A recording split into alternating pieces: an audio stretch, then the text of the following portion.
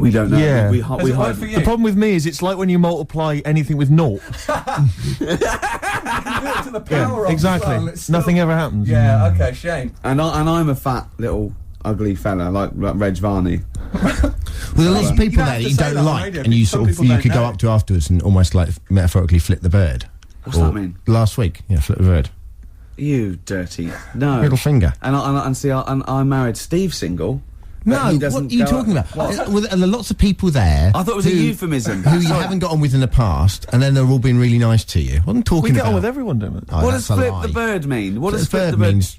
You got that hipster thing. The finger, it means giving the finger. Yeah, but I thought there was a dirty metaphor. No. You're always thinking this. Don't bring me down to your level till at least 5 minutes. All right. Coming up after the break, we've got Steve and Ricky and lovely Claire. We're driving their desk. Right, Claire? Hello.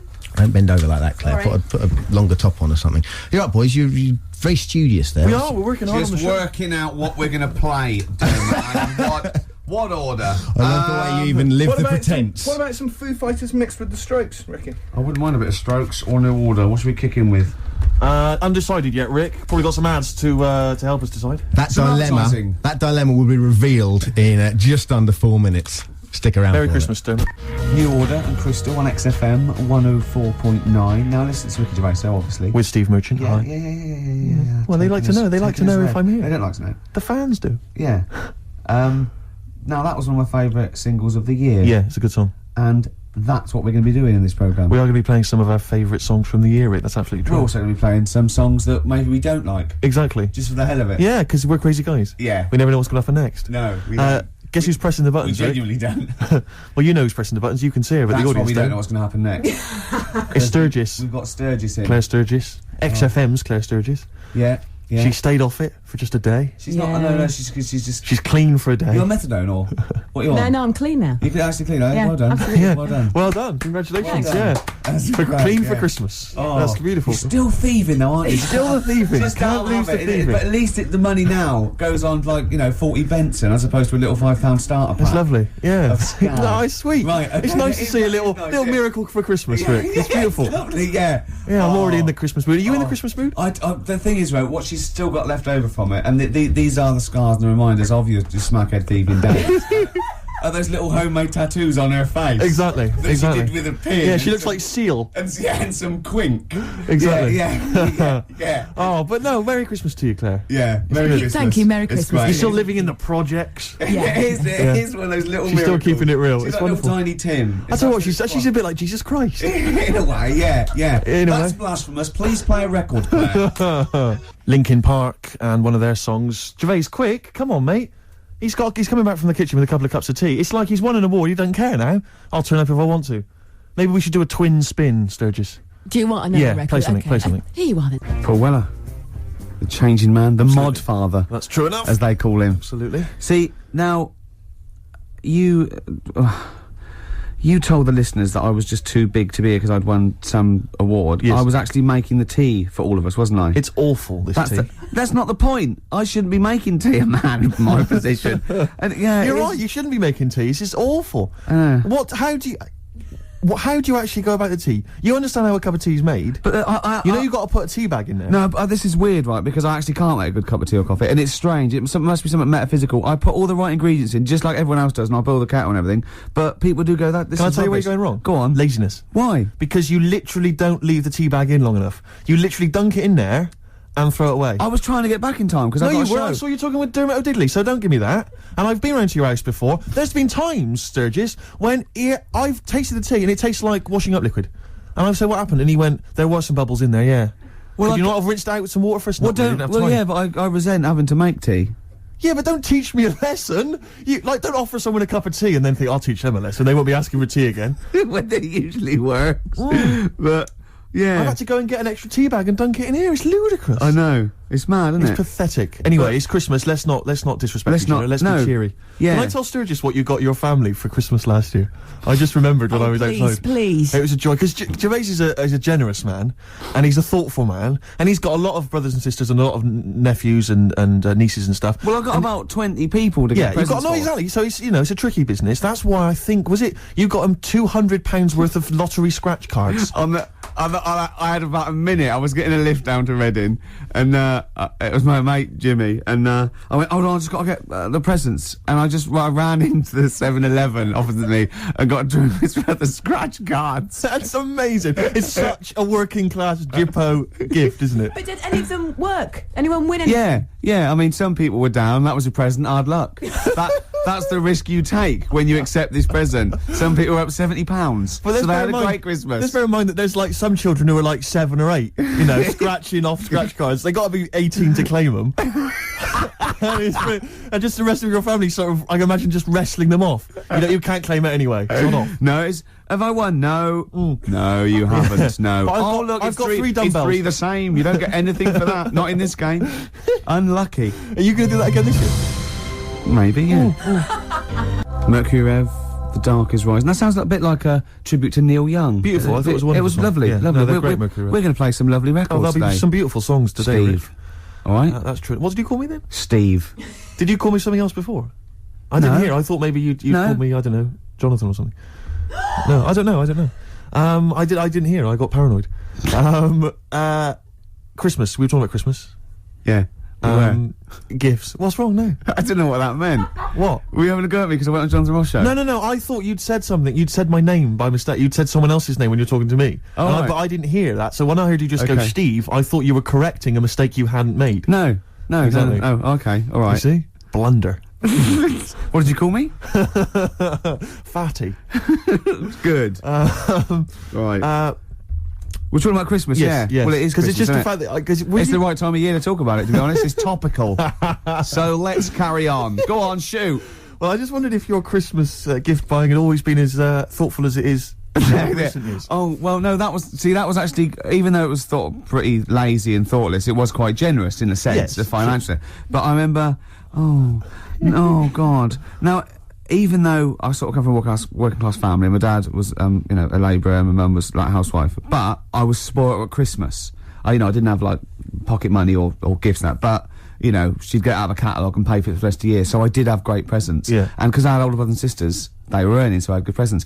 And it was okay for me to, give them nothing or do a card or something rubbish. But then I remember one year when I just suddenly realised I was too old to be doing this. It was like, in Jaws when it pulls focus. Yeah, and you yeah, go, yeah. oh my God. And I just realised that's the worst present you've ever... I think it was about 12 or 13. And I remember it now. My sister had got me a Cat Stevens album. Great. I think a birdhouse, and like a quiz book or something. Yeah. And it was my turn to give her a present. And it was a bottle of shampoo that I'd found in the bathroom and wrapped up. It's a big jumbo, one of those Tesco's, Had it not already been used? No, I don't think so. Mum had bought it, You just topped it up with water, wrapped it up. I just gave it to her and she went, oh, thanks. I thought, oh, outrageous. God, that's rubbish. That's really It's bad. rubbish, isn't it? That's really bad. I know, yeah. I remember one year, I really wanted a Scalextric. So I was going, I want Scalextric. And my mum was going, no, you'll just get bored of it. I know what you're like. You'll get bored of it and we'll have spent all that money and you'll be bored. I was going, no, I won't. I love it. I'll play with it forever. And, and she was going, no, you won't. And I was going, I will. I love it. And so she bought me Scalextrics and I unwrapped it. And I was using it. I was bored instantly. Yeah. But I didn't tell her. I pretended I loved it. And so, I'd always be playing it monotonously, hating it. I know. But I'm loving this, Mum. It's absolutely brilliant. You were wrong. You were so wrong. I'm loving it. I know. Things with Scalextrics, I think it was great at the time, but I think it was an XFM party actually years ago when they got Scalextrics, and like loads of us think, oh yeah, I used to love it. Rubbish. Yeah, really. It's tiny. Yeah. It's about 2 foot long. Yeah. You go put it back on, Yeah. Dave. Yeah. There Exactly. you go. Oh, can you put it back on? Exactly. But you want it to at least kind of change into a robot, or Yeah. kind of come off and just drive around the Of course, kitchen. these days it's all virtual, Steve. That's true Isn't enough. it? In your mind. Well, we all all take a pill, don't we, Rick? And then we're in some kind of fantasy and then, world. I am Ayrton Senna for a little while. What about those bloody computer games? No one's reading a book God. anymore, are Mummy, they? What's a tree? Download. Well, I'll tell True you enough. what. I'm going to play a song now. I think I've dissed U2 for about 15 years, but I've got them wrong, and I'm going to play a lovely track off the latest album. It's the last track on the album, Ground Beneath Her Feet. It's from All You Can't Leave Behind. Beautiful And song. I think it's one of their greatest works. Live Forever, Oasis. Still good, that one. It is very good. That's 1993, 94. It's mad, isn't it? Long time ago, eh? Crazy. Core. All those Crazy. years ago, when they were setting out, they were great, and they'd, Yeah, before they became embarrassing. well, They can still They come could back. still come back. Their last album's not as good as their first 1 and 2, and No. but who knows, Steve? Well, exactly. Yeah. Exactly. on. It's been a good year for hip hop, Rick. Can I surprise you? Go on. I've gone off hip hop of recent years, but I've been charmed this year by Bubba Sparks' album. I thought it was fun. Sure. I think De La Soul had an album this year, which I enjoyed. they did. That was good. They Very did. good. I didn't mind the Jay-Z album. See, I liked a couple of Yeah, tracks. it's like all right on there. I Yeah. actually quite liked. There's a new Izzo was Outkast compilation that I don't know if it's out yet, or maybe it's just going to come I out was in the new year, disappointed but by that's the good. album. I bought it on the Well, strength Rick, of- can I surprise? There's a new little I like compilation. the little owl. I like the owl and the cat and the dog. The and new little compilation, Go Rick, on. has lots of tracks from their previous albums and other singles, and it's a good little dynamite buy. Maybe something Steve? for the new year in the sales. Just going to make a note of that. I'm going to buy that on the way home. Do it. But the album that I was particularly charmed by, Princess Superstar Is. Well, now, a lot of people have been dismissing her as a bit of a novelty sort of rapper. They said the same about Timmy Mallet, so don't listen to them. That's No, what I'm don't saying. listen to That's what I'm them. saying. So, another track put it on. we played a while back, Untouchable Part 2, which Sure. was dynamite. Yep. And this is another track, I think this was a single. It's called Bad Babysitter. She raps very quickly, but listen carefully because the lyrics are fun. Slow it down a little bit, Claire. so we can hear it. Tell us about it, Steve. From the album Princess Superstar Is, Princess Superstar and Bad Babysitter. Did you enjoy it, Rick? Yeah, I did. Good. Yeah, Simple no, I questions. like that. Yeah. That's two out of 2 from that album I've liked. Yeah, exactly. I think I'll go and buy the album on the way home. Do it, make Steve. another Just note make of a that, little Rick. note. You've got Outkast to that, buy, which has not actually been Outkast. released yet, but I'm sure you can pull some strings. I'll get someone onto that. Good. Okay, XFM 104.9. It's the Ricky Gervais Show. Absolutely. Can I stop you there? Go on. With Steve Merchant. Thanks very much. No worries. Yeah. Cheers. We're talking about presents here. I just remembered something else I had. I was just into science from like the age of like 5, 6 to about so 18, 19. I'm still into it, but I studied it and I absolutely loved it. And I got a microscope set when I was about, I suppose, 10 or 11, and just looking at butterfly wings and just anything under there, like 300 times. Thought this was amazing, right? And in it came these little shrimp eggs, and you could look at them, and then you could breed them. You had to put them in a salt water solution, and then keep them at a certain temperature, and they think, in a nice little beach, and they'd come out. Yeah. What I did, speed up the process a little bit. Popped it on the electric fire, right? We had one of those fake plastic coal things with one of those little metal things that turned round from the heat and made it look like flames. It Right. didn't. I'll be honest, it didn't. Because who the hell was fooled? Yeah. Just coming in and going, you got a lovely roaring fire there. yeah. The flames are encased behind that plastic coal. Exactly. But I love it. Popped them on there, left them there for a little while. Bit too hot. Came back. Just melted, really. Just dry, and the thing was sort of slightly warped. So, them shrimps did not see the light of day. Once again, your laziness and Yeah. sinfulness I've got to speed up the experiment. Absolutely. Come on. I can advance nature. Yeah, Come exactly. on. Yeah. Do you stand in front of a microwave just going, come on. Come on. Yeah. A minute and a half for soup? It's ridiculous, isn't it? Yeah. That's so, majestic. yeah, but I learnt the lesson. Yeah. Now I make sure the shrimps are the right temperature. Exactly. That's terrible. You isn't reminded me of something I was going to say then, but I can't remember. I've embarrassed myself live on air. Yeah. Should have kept that quiet. No one would have known. No one was there thinking, I wish Steve would say something now. It's crazy. What I was hope he Steve hasn't gonna forgotten say? the story. Yeah. Oh, I know what it was. It was about you said about the sort of the fire and that idea of kind of buying a piece. It's like when people buy a fake Rolex watch. Yeah. And they tell people it's fake. Utter waste of time. Yeah. Why you told me that? It's like what? I'm getting one over on the Rolex people. But you're right on that side. But the point is, why buy a fake Rolex watch? I mean, why buy a Rolex watch? I think they're well, very they look expensive. good. They look nice. Yeah. And it's a transparent display of wealth. But it's when there's like a builder who you know's on like £5 an hour wearing a Rolex. You're joking, aren't you, Steve? Hod carriers can get upward of £550 a day. So you've embarrassed yourself. I don't know anything. It seems like I don't know anything about the building industry anymore. Unbelievable. Do you know once my friend showed off this watch that he'd bought, and a guy had sort of dodgy bloke had sold it to him on the street. Yeah. And he'd been up in London, and some guy on Oxford Street had sold him this watch, and it looked really good, and it worked fine for years, and it just looked class, and I thought, wow, that's brilliant. And I came to London for something, and I walked up and down Oxford Street for 2.5 hours trying to get sold a dodgy watch, and I'd be going up to people like selling lighters, going, yeah, not interested in lighters. Got any watches? Yeah. And I go, no, I haven't got any watches. Go down to the Yeah. perfume guy, and I go down to the perfume bloke, any watches? I love the idea that they saw you go down, like, watch, and they go, no. I know. Why? It's Bad advertisement, mate. If people see you walking around with this, it's not good for trade. What? How dare you? Send me one of those stolen watches. Can't do it, mate.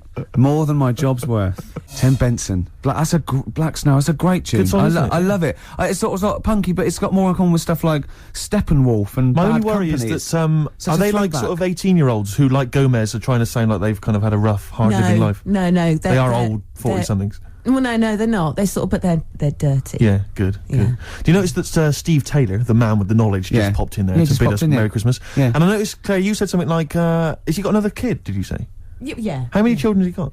I think he's got the 2 now. Yeah. Clearly, he has got the knowledge, hasn't he, in every sense? Yeah. I imagine he's a great lover. Hey, well, he knows. I imagine he's got wonderful fingers. He knows what buttons. Magic fingers. Well, he's actually got little toady hands. Right. He uses a lot of utensils. Yes, yeah. He's invented all these little things that go with Exactly. and it just Yeah. it's over very quickly, Yeah. so we can get on with learning. 'Cause Pleasure gloves. Yeah, because even when he's making love, there's a stack of trivia books. Exactly. So well, he he's- can tell you about kind of great shags of the past. yeah. Oh, he's there. Here he comes. Yeah, here he comes. Oh, look, I love him because you don't know this, listeners, but he looks like Penfold of a Oh, Danger he's a Mouse. beautiful man. He does. He's It hasn't lovely. stopped him breeding. Yeah. It's not. You don't usually call Taylor, it. the You man usually with the call it knowledge. breeding when it's humans. Steve Taylor, the man with the knowledge. Come in.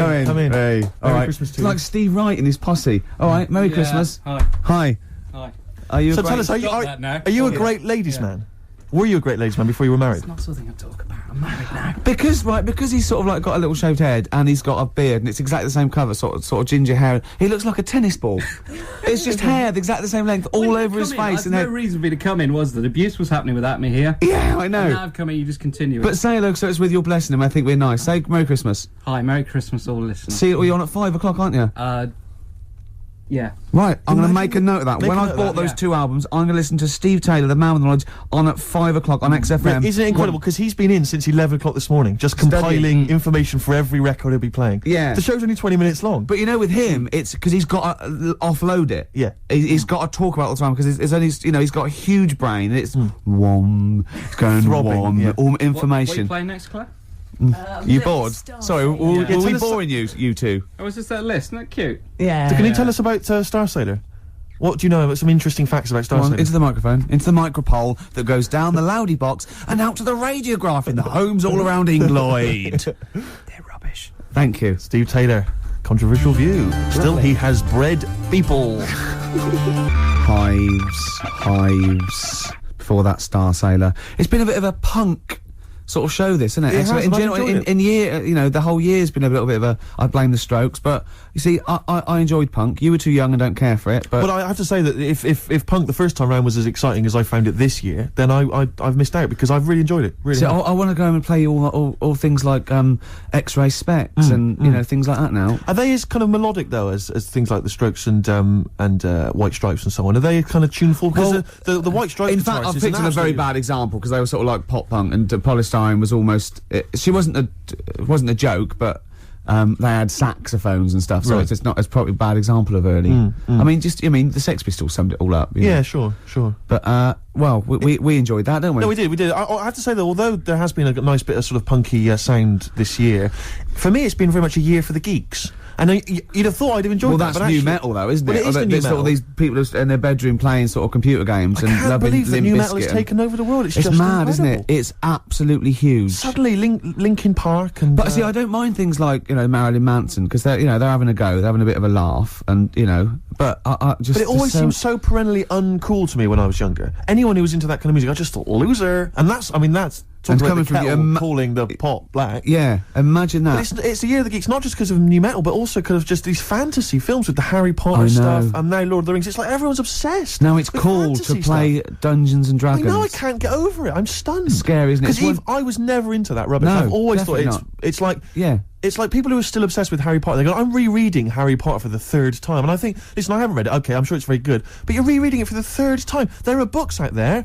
written by adults for adults Yeah. with like sex and other exciting things. Yeah. And it's Harry Potter, oh yeah, I'll just read, like in case you missed something the first time round. But maybe they're learning the spells. I'm stunned by it. I mean, I have you read it all, Claire? Are you all up on this? What, Harry Potter? and I all this- actually went out and bought the first Harry Potter book and lost interest halfway through because there was no sex in it. No, so exactly. Couldn't be It's like bothered. why I never go to see any Disney films. There's never the prospect of any nudity. If Right. there's no chance of See, I nudity, think you're What's the buying. I point? think you're actually buying the wrong books. Right. What you want to buy, Steve, is a pornographic magazine. Tell me more. Wow. In there, you see, what you get, Ladies. Other ladies. sometimes ladies, Nudie ladies. sometimes ladies, stereophonics, and the theme tune to BBC Two's The Office, handbags and glad rags. Absolutely. So I think we should be playing Christmas songs as well, though. Because I American don't know Christmas if War I was like over. A great. Is it really? What? The theme tune to The Office? I think it meant is war really over? It is. Thanks, John. Yeah. It is. Yeah. Yeah, it is. Yeah. That's there. To be fair, Rod Stewart did it first. Yeah, and we don't use the stereophonics version. Oh, No, right, or okay. the Rod Stewart version. Thank you. Too expensive. Exactly. Costs See, a fortune. Like to re-record it. Yep. Or little known facts. Yeah. You should yeah. save that for the DVD. Or Steve Taylor would have blown it anyway. Yeah, exactly. Wouldn't he? To come on with the knowledge and told Yeah. him everything. I was thinking Fairy actually, Tale in New York. beautiful song. No, Can it is we- a great can we song. find It'd be that? nice to try and dig it. I'm sure everyone's playing it at the moment. Yeah, On a loop. yeah. Let's But not I mean, we play it. should. It's good. No, it is Let's play Simply Having a Wonderful Christmas Time by Paul Can we McCartney. play Driving Home for Christmas, Chris Rea? Oh, he is. There's a lyric in that goes, I look at, he's in the car driving on Christmas, and he looks over the other bloke in the other car, he goes, he's just the same as me. Yeah, I was thinking that. He's just the same as me. Driving Yeah. Home for Is he Christmas. saying he's copied him? He's like, oi, Yeah. what are you wearing? That's the same as me, that is. What do you get your missus? The same, is Are it? you? Who are you a stalker? I'm Chris Rea. Hello. Yeah. He's going back to Newcastle. Exactly. Are they talking it? Is that where he's from? Yeah. Is it Middlesbrough or Newcastle or Do you remember when Rea made a film? Cleveland? Go on. Chris Rea made a film. They all do it like Dave Stewart made that film with the All Saints, Honest. No one went to see it. No. But Chris Rea made a film which was like a kind of fantasy thing. Well, I think Shirley Bassey turned up in it where he was like, have you ever seen this? No, but oh no, I can't tell you. I'll It's tell you off air. Really? Is it outrageous? Is it libelous to Chris Rea? No, I had to interview Chris Rea about this. Really? And Shirley Bassey was there, and she pulled That's up in a her weird limo. interview. Yeah, It's an don't incredible- ask me. Don't ask me. What was you some, interviewing for? It was for some satellite And what did TV Bassey say? show. Did she disrespect the film? No. When Bassey came into Pinewood Studios, Bassey. when she came in, we all had to leave the set so she could drive through the set. We all had to leave so she could drive in. No. Just thought I'd tell you that. God. It's very boring, really. I wish I hadn't told you that. What do you mean? actually. She drove her car into the set? No, she was driven into Pinewood Right. Studios, into wherever they were filming, and we had to all leave why did you as have she to arrived. leave? Because, I don't know. She knew what you do. She Sturgis. didn't like me. She went, Yeah. I don't want that smackhead around in here, you know. Wow. I got some valuables in here. Yeah, yeah. Sturgis. Diamonds yeah. are forever, and especially when she's around. Yeah. Anyway, I never saw the film, Steve, in answer to your questions. Yeah, well, I don't think anyone did, but the fact that Chris Rea got money to make a film. I mean, has he released a song for years? He's still going. Is He's he? probably got a little bit of back catalogue going. You mentioned Paul McCartney as well, and we were talking about that with Steve Taylor, and I'm wondering, because you're talking about his money and the fact he's got loads of wealth, and that's fair enough, and he obviously deserves it, but what I'm wondering is, he's got to be, he's such a Steve, rich does man. anyone deserve it? Unless they spread it around. Really. Politics. But, he's obviously, I mean, he must be one of the richest men, certainly in this country, and I'm Yeah. sure, internationally. Millions. Yeah. I don't know if he's reached the billion mark yet. But I'm wondering to myself, why doesn't he spend some of that money making his missus like a bionic leg? That'd be amazing. Do you know what I mean? She God. could, like, leap over buildings and stuff. That'd be Well, genius. she wouldn't leap, she'd hop. Because if I had that much money, I would. She could only hop. But she'd just be definitely- running around in a circle. if She'd you win, did the one. she'd You'd have win to get the other one done as sports well. games, wouldn't she? At score easy. Just Yeah. one hop. Exactly. And she's won. I mean, it'd just be Oh. incredible. Because I don't know. I mean, the Bionic Man, it was expensive then, wasn't it? 6 million then, Steve. Christ knows what it would cost now with inflation. $6 million, of course. That's only about £4 million Yeah. sterling. Yeah. But now, and that was like, what was that, 74 or something? It cost you a fortune. Hundreds of million. Oh, I wouldn't even want to guesstimate. But he got the eye. Sure. That's useful. Yep. He can see miles away. Yep. He's got the 2 legs. You need the 2 legs for running. Did he have the 2 legs? Wouldn't it be? Yeah, of course he did. Otherwise, he'd be hopping, wouldn't he? Yeah. Dun, dun, dun, dun, dun. But he got the 1 arm. He'd need the 1 arm. They thought, let's not go mad. Let's not make him complete bionic. Yeah. But the one thing that always worried me, right, was that when he lifted up a truck with his 1 good arm, why didn't his back collapse? Yeah. He didn't have a bionic spine, did he? Sure. I could see him lying on the ground and sort of like doing a sort of leg press. That'd be fine. But when he stand up, his back would just collapse, wouldn't it? Yeah. So you're beginning to wonder if an astronaut who fell out of an airplane while test driving it and was rebuilt as a half robot, you're wondering if there's maybe some flaws in that concept. Yeah. And Oscar Goldman, I don't know what. And isn't it convenient that his girlfriend had the same 2 legs, 1 arm? I but think that's what drew them closer together, though, Rich. This time she had the ear. I don't think he was just on the pull and by chance he got her undressed. He thought, my God, that looks like a familiar familiar plastic arm. And there was a bionic dog, wasn't there? And a horse, Well, apparently. why do you need a bionic horse? I know. When you can run at 70 miles an hour, you don't really need to get on a horse, do Yeah. you? Unless the bloke that had the bionic horse wasn't bionic, and he could run, like, really Well, I fast. think the problem was that they'd spent so much money on all these bionic things, they just made a bionic horse, entered it in races. Yeah, he Just had bet to get on some it. of their money back. Yeah, exactly. Steve Austin, he's not turning Exactly. up, he's swanning round.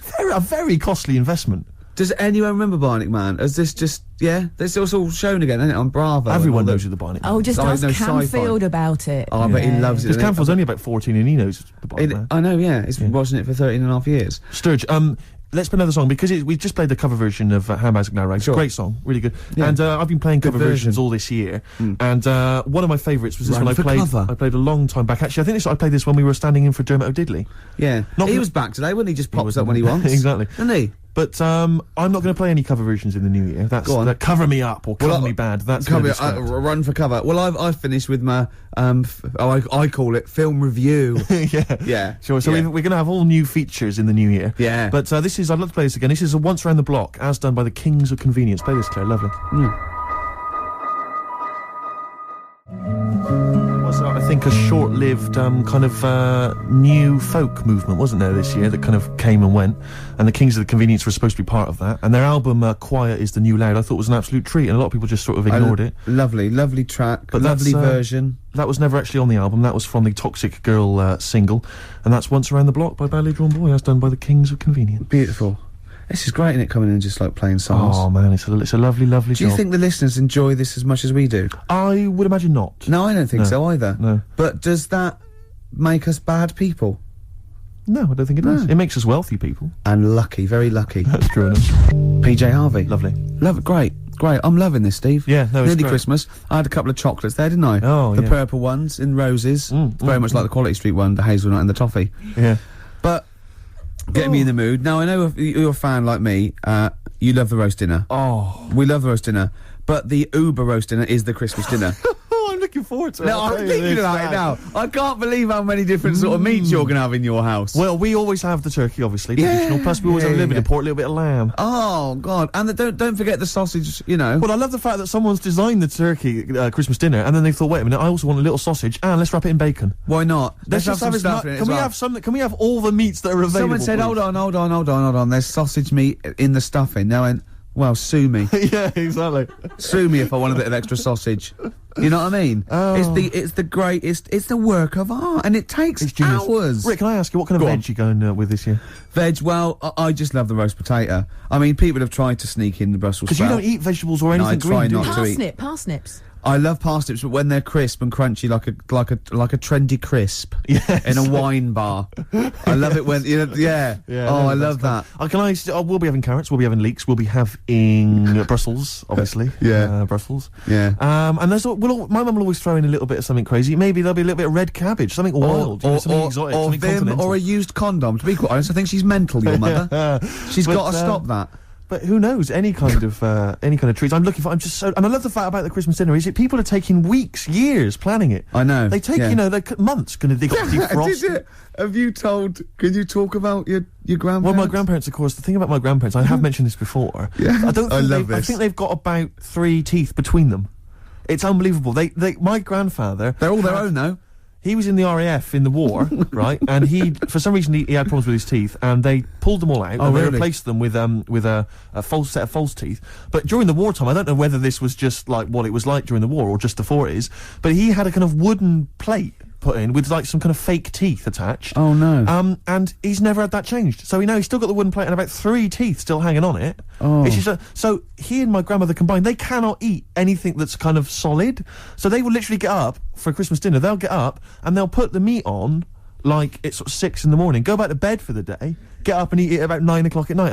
And the best compliment you can have if you've cooked dinner for my grandparents is, "Oh, this is lovely. You can suck it away." Yeah. Imagine that. Imagine Why having don't to they suck just it through a straw. liquidise it? Have a nice little roast They have done. smoothie. They have done in the past. Really, and a little apple crumble smoothie to If we follow. take them out to eat, like at a restaurant or something, we've got to phone ahead to make sure there's fish on the menu. Really? Because they can only have fish. But then the bones, you see, that's a problem for them. Well, you can take the bones out of fish, can't you, and sort of mash it up. Yeah, but the eyes are going Steve, as well. could I suggest the fish cake? It's already mashed. It's with the potato. It's in a crispy crumb, which doesn't hurt anyone, whether you got teeth or not. Rick, can I Go on. make a little... Yeah. I just want to make it... Because obviously not Yeah. everyone's as fortunate at Christmas, Rick, No, as us. we're What talking about the vegetarians? What are they eating? A nut cutlet. What the A hell is lovely nut little nut cutlet. Can't they have like tofu, but in the shape of a turkey? But I love the fact that so often, you know, certainly your Linda McCartney veggie items, they always try to fool you into thinking it's the real thing. You know, some veggie sausages that they've injected with something so they'll taste like sausages. Yeah. Eat sort of the like real thing. I look, you don't really need it that arbitrary shape. If it's, you might as well just have it any shape. What angers me with the you could have any vegetarians, shape, Rick? couldn't ya? What angers me with the vegetarians and the vegans, even worse, is that, look, we're breeding all these animals to be eaten. Yeah. They're going to get slaughtered anyway. Chow down. Come Yeah, on. yeah. Those chickens in those little kind of pens, you know, 4 of them in a little square box. Yeah. You know, I mean, they're sort of crapping eggs out every couple of minutes. Yeah. They're to be eaten. You're not a zoologist, are you? I am not officially... Yeah. No, but I know what I'm talking about, Rick. Yeah, you I've- do. I've seen brochures. Yeah, yeah. I've yeah. walked past a farm while on holiday. Excuse me, farmer, could your finest hens crap me some eggs for my tea? No worries. Chicken, crap a little egg for me. Oh, Brilliant. an old Christmas classic. Oh. But no, spare a thought for the vegetarians, and worse still the vegans. Yeah, and what about Travis? What do you think they'll be doing this Christmas? Having a whale of a time. I'll tell you what, Steve, it was an excuse to play the record. Genius. It was a link. Travis and Driftwood on XFM 104.9. It's the Christmas edition of the Ricky Gervais Show with Steve Merchant. Hi. I'm loving it. Yeah, it's good. I'm in the Christmas spirit, actually, I have to Yeah, say. yeah, I do definitely. enjoy it. I do enjoy it. Will you be looking forward to... I know everyone talks about it, Rick, but Christmas telly? I love Christmas telly. Christmas Day telly's great. I get up and Noel's giving out some presents around hospitals and that, and then you might have the number ones of the year from Top of the Pop. Then you might have a little, I don't know, I don't watch the Queen's speech, but, you know, you have a little sleep then, don't you? Yeah, Maybe exactly, after a big yeah. roast dinner with too many sausages. Yeah. I'm only joking, Mum, let's have some more. It's true enough. More Yeah. chocolate, please. Yeah. Well, let's not, you know, there's Not go people crazy. starving in the There world, are so let's people not starving rub in it the in. world. Hopefully they're not listening to the radio. No, probably not. Just scrabbling around in the cold and the dirt looking for food. We are actually laughing about it. I know we we are. actually laugh. Rick, I find that if I Go on. laugh about it, then I can ignore the problem easier. Yeah. Not face up to the horror. Yeah, I know. That's too easily done, isn't it? Exactly. It's too easy to face the horror of the world. It's better to laugh it off. I know. That's what annoys me about buskers. Because a beggar just sits there and you can pretend you haven't seen him, whereas a Exactly. busker's shouting out. Yeah, and he's you want to drawing go. attention to He himself. know, you know, unless you're deaf and blind, he knows. Yeah. He knows. Yeah. So, Have you anyway. cultivated a kind of universal... I've cultivated this kind of thing I always do with a beggar. When they offer their hand, I don't even say anything anymore. I just sort of kind of offer up my hands as though to say, look, I have no money in my Yeah, hands. And just yeah. a kind of sympathetic turn of the head. And I sort Yeah. of mouth some words like... And it normally involves sorry, mate, or something. Yeah. Because I find it's better to be courteous than, like, kick them in the head or anything like that. Yeah, you no, know. I never do that, The old and I approach. always acknowledge them. I actually never ignore them. No. And sometimes I give, depending on. Although I have to say, it's another all situational. Another isn't it? successful year for me of avoiding the Big Issue salesman. I've never bought a copy of the Big Issue. I love the fact you are actually proud of that. Well, it got to the point where I actually am appalled by myself, but it's like it's a contest now. It's like I've managed to do it for so long that it's almost a competition with myself. Well, it's to the same avoid as me failing. with reading a novel. But, yeah. Although I blew that in 1987 when I read Catcher in the Rye. I'm still kicking myself. I'm looking forward, of course, to... I'm hoping it'll be Dennis Norden's Laughter File, Volume 7. Oh, it's 7. You're having a laugh. 27. It used to be It'll Be Alright on the Night, but I think they've changed the name to Dennis Norden's Laughter Well, File to fool us. it's great though, isn't it? Because he comes. You're one of those people. If you're one of those he goes, people. This is something we call doorstop. Yeah. And it's sort of like, just what? Yeah. And Yeah. doesn't he just go into the Director This is General? one called Let Sleeping Logs Die. Yeah. It's just, oh, But God. what I don't understand is why no one has said to him, or why hasn't he watched that TV? Why hasn't he, at Christmas, right, he's gone home with the family, he's gone, come on everyone, let's watch my show, and he's watched it. It's and he- Laughter File 27. Yeah, Dennis Norton. that's me. The family must have been faking laughter, and why has he not turned around and 20 gone, why did no one tell me Yeah. I'm crap? Why doesn't he go to Greg Dyke and go, or whatever it's on? Well, like, it's and- ITV, isn't it? Yeah. Well, is it? Oh, who's that ITV then? Task, it's Who's in charge? Paymasters, I don't know, they I change don't every know, week, don't they? But go That's to why we him don't and work go, with them. just watched me on that Laughter File 27. It's rubbish, isn't it? And they go, yeah. They go, well, why didn't you tell us that? Well, we thought it would kill you, to be quite honest. But why didn't you let my son take over or something? Well, Dennis, he's 84. How old am I then? Well, we don't know. We've had you carbon dated, but it's off the scale.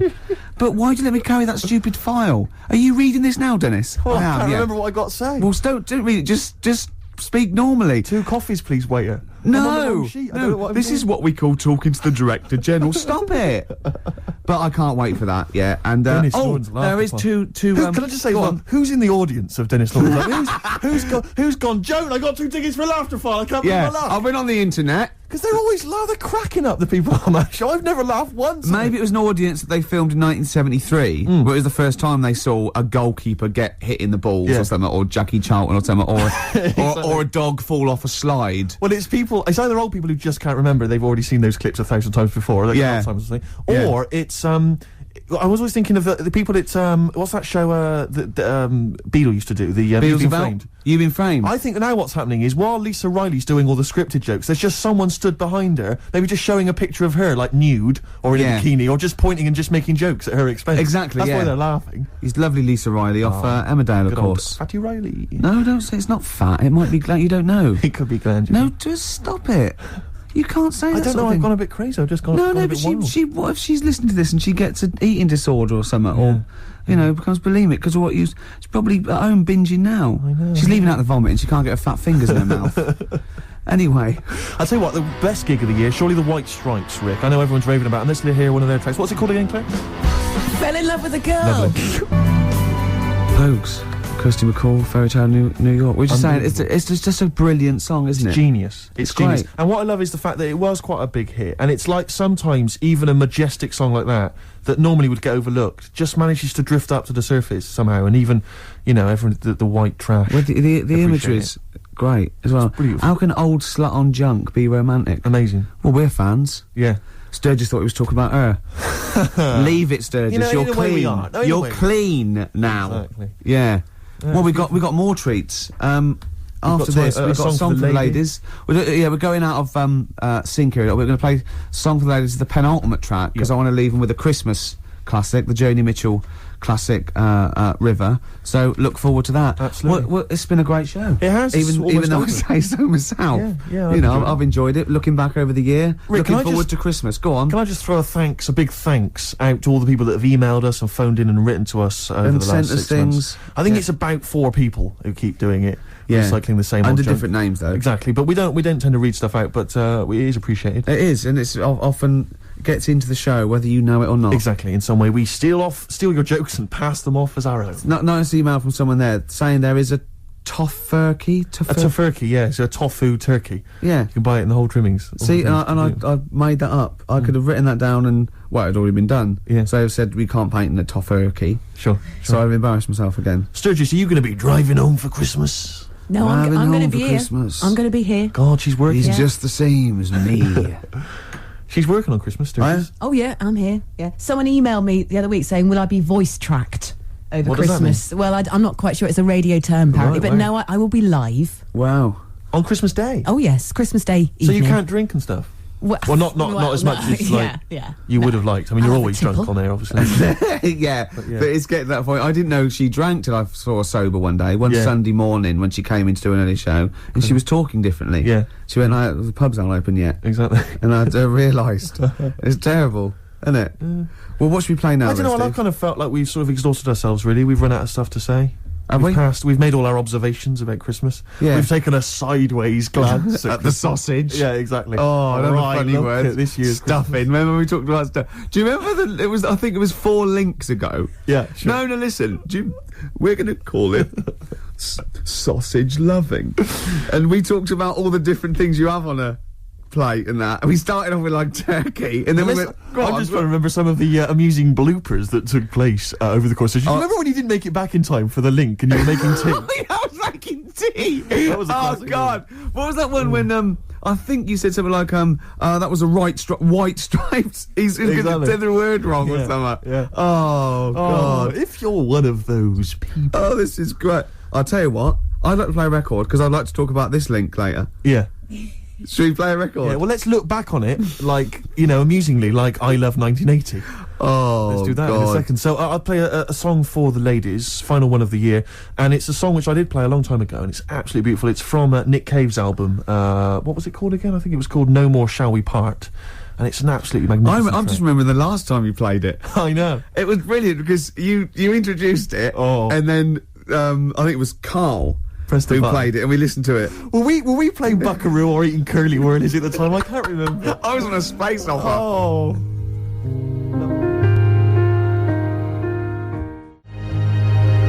Nick Cave and the Bad Seeds, Love Letter. Beautiful That's song. absolutely beautiful. Well, I'm loving this, but we've got to go soon. Sadly, the clock has beaten us, Rick. But it's the last track that we're going to play this year. It's a lovely track. It starts off with a little bit of Jingle Bells at the beginning, a little bit of tribute on the piano. It's Joni Mitchell and The River. Enjoy. We won't be back next week, will we? Or the week after? No, we're back We're on off the for 2 12th. weeks. Yeah. Right, guys, I've got some back timing to do now, Right. so you've got 20 seconds, yeah? Okay. Well, that was Jo. She's getting a bit grumpy, isn't she? No, I'm back Yeah. timing to the Yeah, football. back time. Yeah, yeah. You now got 15 This is seconds. Christmassy, cold turkey, mate. Yeah, exactly. That was 10 Joni Mitchell seconds. and The River. Thanks for listening, everybody. I hope you enjoy the shows. Don't take anything to say too seriously. We haven't offended anyone. We love the homeless and fat birds, Love don't 'em, we? love 'em. And Merry just- Christmas to you, Rick. Yeah, Merry Christmas to you. Happy Christmas. Yeah, Christmas Eve. Bye. Happy Christmas She Eve. needs her fix. She Thank needs her you. fix. She's all grumpy.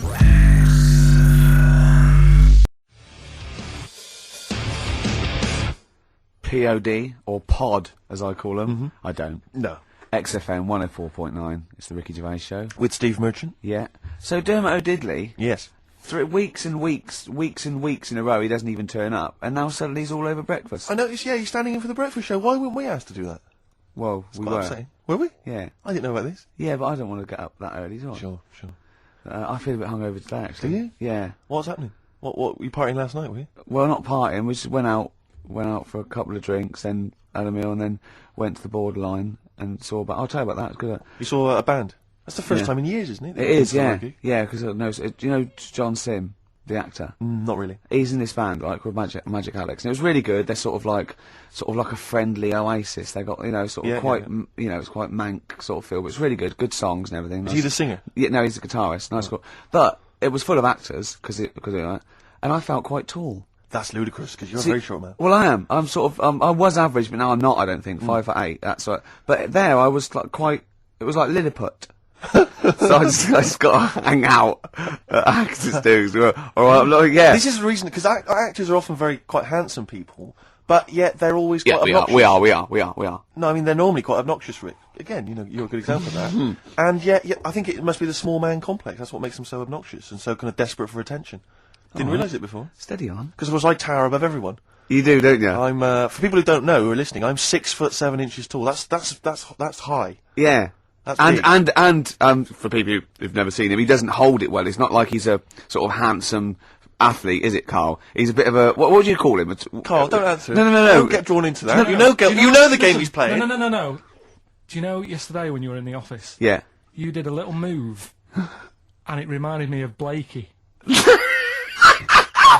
Oh, I hate you, Gervais. Oh, I hate you, Pilkington. That He's- sort of stance. Yeah, but even he held it a little bit better, didn't he? Because he was a man, he had a big coat and everything, and a peak cap. But yeah. I can't believe, I've not suffered enough from being freakishly tall. Now, two of my best buddies, Yeah. live on radio, are just... It's not just the height, though, is it? It's the posture and the face and everything. But it's got your places, hasn't it? No? What do you No, mean it it's got me has. places? I think people give you a bit more of a chance in your career and stuff. It's like, What, yeah, stacking shelves? Because I can reach to a high level.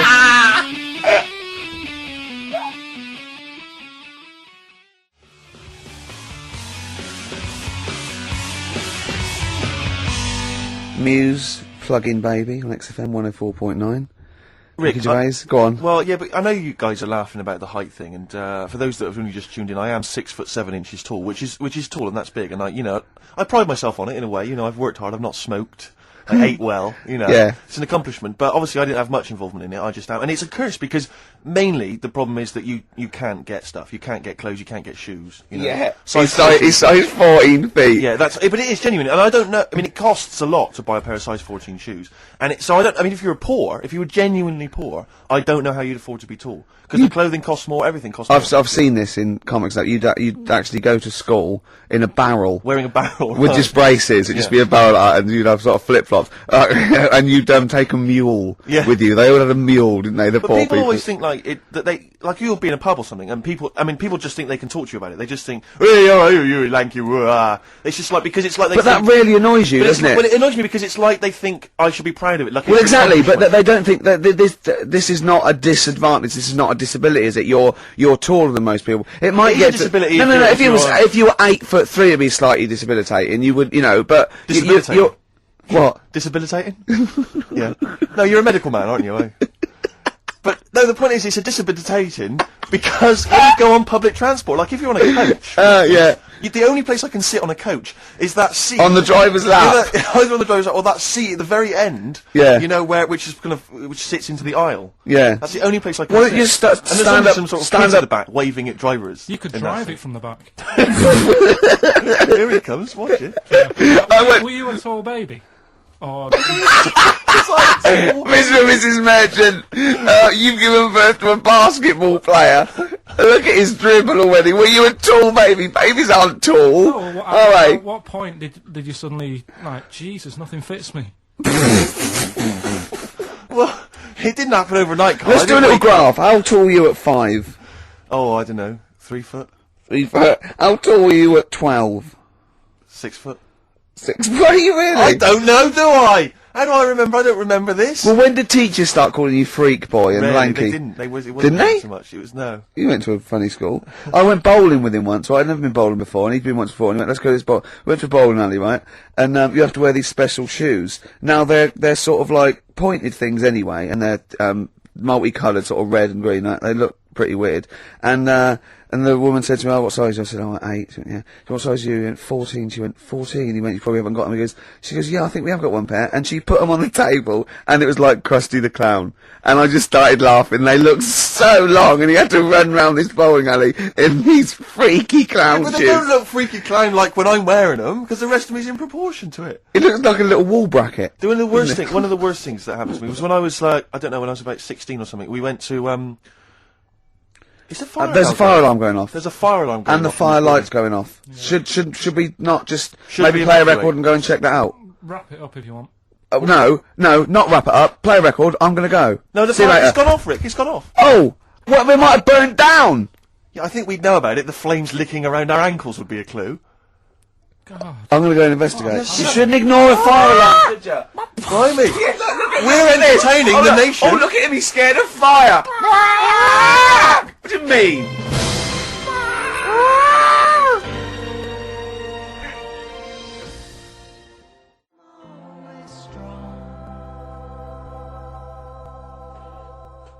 Mercury Rev.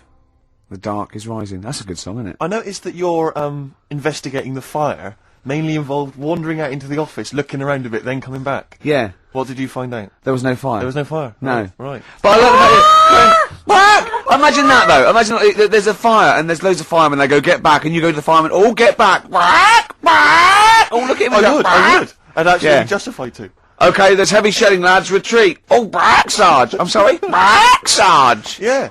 Just There was a fire alarm. I'd never seen it before. A fire thing going off. There was a fire alarm going. I thought, oh, let's at least have a look if there's a fire. That's all I thought. See, here's some official coming in now to tell us we should have been running out. There's no fire. Well, you can't just stop entertaining, the people of London just because there's a fire. This isn't the Titanic. Oh, true. I don't have to carry on playing. I don't know. It feels like a bit of a sinking ship. Rick, here we go. Right. Nice one. Nice one. I don't know who I was slagging off then. Probably me. Yeah, I think so. Yeah. Listen, let me just tell you briefly. This is another example of how people can just exploit you and make fun of you when you're tall. Yeah. I was quite tall. I've always been like about 6'7" for quite a while now. And when I was about 16, I went to a big New Year's celebration in Bristol, where I come from. And everyone kind of congregates in this big sort of part of town, and there's all people dancing around, like in Trafalgar Square. And I was there, and somehow I just picked up a balloon somewhere along the line, one of those kind of helium sort of balloons. And I was holding that, and dancing around. And these two girls came up to me, and I was thinking, yeah, okay, it's New Year's Eve, brilliant. That's my kind of party. Yeah. And they came up, and they went, hey. Once a year. And they said, you going to be here for long? And I went, well, maybe. And they said, it's just that we've arranged to meet back at you in about an hour. I went, what do you mean? I went, well, it's just because we can see you wherever you are. Don't worry, you can move around and stuff. We'll see you with the balloon. Just arrange to meet some friends. I here. love that. A landmark. So, like, If pilots use that. Oh, we're just coming in. There's when we see Steve Merchant, we'll be descending to Bristol Temple Mead. What's really funny is New Year's Eve, Trafalgar Square, you've got a huge column, but they use Steve as like the meeting point. Steve's got a huge column. Brilliant, Rick. Well done. Award-winning comedy from Ricky Gervais.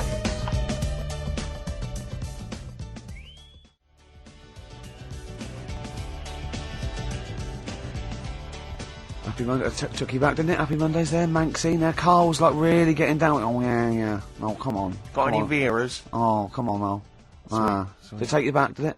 Yeah. How old are you? 29. 29. So you were just going into out of your teens. I'm a Virgo. No. What? No. No. You don't understand. It's just. I'm Rick, a I Virgo. thought we discussed about involving Karl. Yeah, sorry, yeah. Management have told us we're just not allowed to do it. We've had emails from Yeah, people. please don't speak to Karl. It's cruel. Exactly. On the cusp.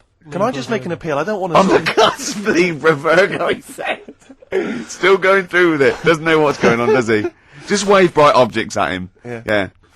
We've got a competition this, Steve. We have, but before we mention that, Go on. can I just ask something? I don't want to exploit our position on the radio. No. But I wonder, because I'm very tall, and it's very tricky for me to get size 14 shoes and big clothes and stuff, could I just get people to send some stuff if like, maybe they own a shop which Yeah, but sells it'd big stuff? be things like homemade clogs That's that people cool. have carved out of chunks of wood they found That's in the whatever. shed. Whatever. It's not When I really was in great. America, when I was in America, everyone says to me, you go to It America. is cool. I'm made out of my own skin. When I was in America, everyone told me like it would be really easy to get big clothes and big shoes and that because they're all huge and all freaks over there. all right, steady on. And I was wandering around New York, and I was going in a few shops, kind of saying, we've got size 14, US 15 shoes, and they were going, no, one shop Is that literally- the difference? Yeah, One. and they literally were laughing at me. There was a couple of shops where they literally laugh and get like someone else in and come and look at the tall, freaky Englishman. Really? And then one guy said, I remember we had someone come in here once, and he said he'd been to a shop which sold kind of stuff for really tall people, and he said, I think I can remember the address, and he sort of looked through the sort of telephone directory, and he made a note of it. And I went on the subway, and I went down all this way Lilliput. through- And I went, cause it took me ages to get there, and really hard to find it. I finally went in there. I've never seen it. It was heaving, right, with freaks. It was Really? amazing. It was like, they were just kind of gargoyles. It was like something from Lord of the Rings.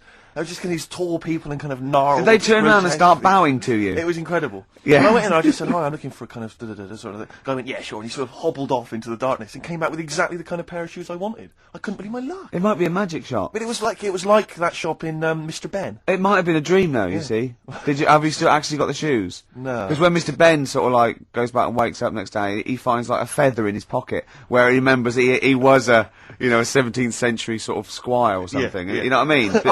The classic episode of Mr. Ben when he becomes a 17th century squire. oh dear. Mr. Ben learns to play the harpsichord. But it's like when Mr. Ben, that black shopkeeper goes, right, are you going to pay for that? You're Never. not just going to go Yeah. through that door and then have an adventure and come back. Oh, yeah, I am. No, you're not. You're barred. Yeah. You just make me sick. We wait nothing from you. Well, I'm not in this for your amusement, Mr. Ben. Is it only Ben who's got the insider knowledge about the magical doorway, or I do you don't get other know, because customers? that fella in the fez doesn't seem to have anyone else there. No, rarely. He's always grinning though. He knows Yeah. something. I'm not sure. It's not a documentary, though, is it? It's a kid's show, isn't it? I'm trying to remember. No, it's not. It's just a kid's show, so anything can happen. Yeah. That's a lot of people make that mistake Sure. when they slag off something like Scooby-Doo or Oh. Thundercats. It's not really Not reality. actually real. It's just a Oh, kid's. but Mr. Ben, they were all on drugs, weren't they? Like Magic Roundabout. My mate fancied Cheetara from I forget Thundercats. Cheetara. Which one was Cheetara? I quite like She-Woman. She was a lovely Yeah, cat. she was a real dish. What's the sexiest cartoon? I'm glad you've asked. A lot of people say Jessica Rabbit. They do, and they'd be right to say that, because she's actually human, she's not an animal, which is good. What? Isn't she? No, she's a normal woman married to a rabbit. No, she's not. Yeah, Jessica Rabbit. Is that all she got a surname, Rabbit? But Yeah, she's not 'cause actually she's a rabbit. married Roger Rabbit. But she's not actually a rabbit, she's a glamorous woman. Is she? Yeah. I've never seen it. No, yeah. This is the weird thing about it. That's weird, though, isn't it? It is weird, the idea of a rabbit having sex with a beautiful woman. That That- is the weirdest thing about it. How does that make you feel? Annoyed, if I'm honest. Yeah. But I bought some bunny ears just after I saw the film. Oh, hip hop. You got your hip hop Oh, track? yeah, good. No. This album was rated by a lot of people last year. My sources tell me that it's being re-released and re-recorded this year. Anyway, Nerd are the outfit. They're better known as the Neptunes, who are kind of sort of hip-hop R&B producers. I think this track may have featured on a giveaway CD. It did. On the NME. It did. Anyway, it's dynamite. It's from the album In Search Of by Nerd, and it's Bobby James. Play it.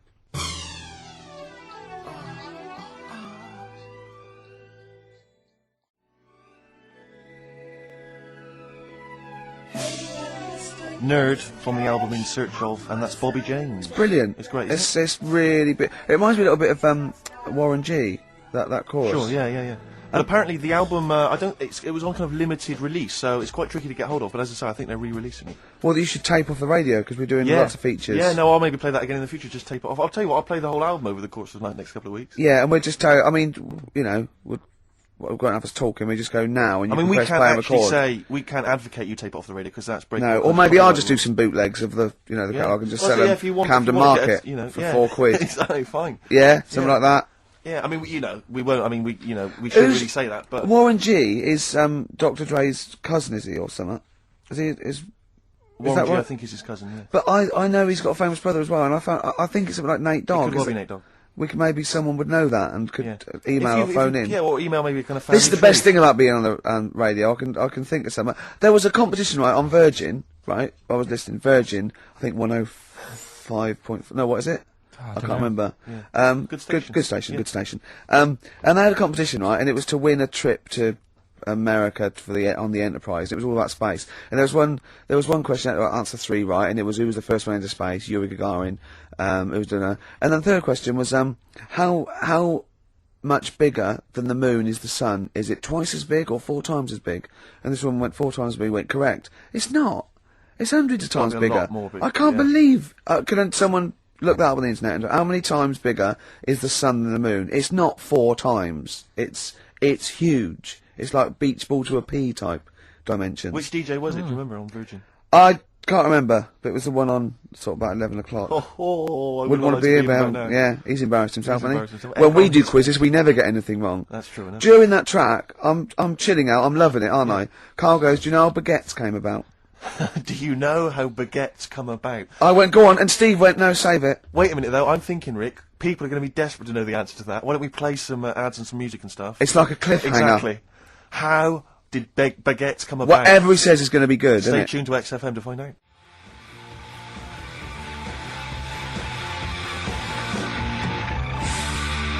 Hives. Hate to say I told you so. So I love that sort of stuff. That and the Strokes. Well, it's so much better than all this new metal rubbish, isn't it? Definitely. Now, most people think we talk rubbish on air. Yep. If they could hear the conversations Off that air. go on, I know, but someone just emailed in saying the sun is indeed about 400 times bigger than the moon. Thanks for that. That DJ must have looked it up and said 400 times. That can't be right. It's probably a printing error. 4 times. Nothing can be 400 times bigger than the moon. Karl went, yeah, but the sun, it's only got 1 million years, isn't it? I went, what? He went, on that space program, it said that in 1 million years the sun will be destroyed, and he said, and then we're all shafted. Right? I laughed. Steve went, no, it's okay. By then, we'll be on another planet. No, I think that's true. We'll have colonised other Right? planets. Karl went, yeah, but there'll be no sun. Steve went, well, there's other suns, which is true. Karl went, well, I went, well, yeah, every star is a sun. Karl went, well, not really. Not really. Don't believe that, do you? And I went, no, it is. The sun is just a star. It's not even a particularly big star. Karl went, well, why didn't they say that instead of worrying me? Instead of worrying me. In 1 million years' time. Yeah. I love the idea of Karl. He's been preserved, brought back to life, and is now the ruler of the world. Just a head in a fish tank. And he speaks like this. I am Pilkington.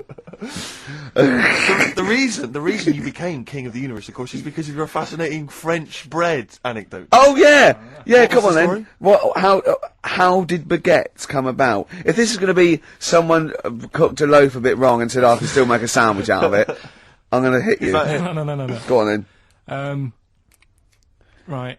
Napoleon, when he was at war and that with Russia. 1812. Yeah. Yeah, all his soldiers were like, not used to the cold weather and that.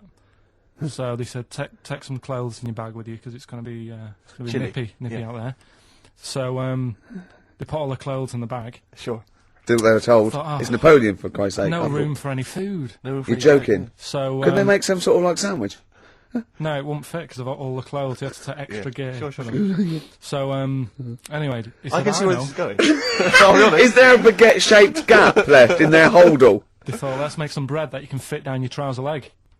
What? That's not true! No, it's not, I Karl! read it in Euston train station. I was waiting to go back to Manchester. Where did you read What, these? scrawled on the wall in graffiti? Yeah. Do you know the Was upper- it also meet me here for cock fun at 12 o'clock? The upper crust sandwich shop, Euston station. It's on the wall. What do you mean it's on the wall? Do you know it says like sail on at Dixon's, whatever? Yeah. Next to that, there was like a bit of information. Once you've read the stuff on Baguette Dixon's, information. there was a big thing about history of the baguette. I read it and I thought, No, we got to make a sandwich we can fit down our trouser leg. But how can you march and fight with a huge piece of bread down your train? Although it would be intimidating. You see them coming, you go, sacre bleu, look at the size of them. They're big fellas. Well, Blimey.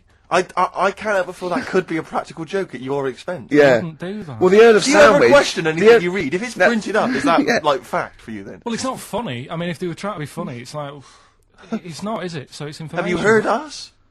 Things sometimes want to be funny when they're That's not. exactly what happened with the sandwich. The Earl of Sandwich wanted something he could fit down his pants. And it was those triangle cut sandwiches wrapped in cling film were perfect. You might be right. You might be right. I am. Because the Cornish pasty, so they could drop it down the mines, isn't it? Is it? They wrapped it up they wrapped up like meat and vegetables in pastry, and they sort of crimped it, and it was like and they dropped it down the mine. So, yeah, that's how that came about. And bagels were originally made so that people could play hoopla, but then eat afterwards. I don't know if you're aware of that. That is true, Karl. Well, Is anyway, that call my bluff? Is one of them true? yeah, They're all well, true. They're all true. Really? Tell your Well, kids that when you have them. Yeah. You know, if they're still alive in a million years. Well, go ahead. It might be true. Can someone confirm that baguette fact that it was so Napoleon could stick it down Not his him. trousers? Not him, his His men. soldiers. His men.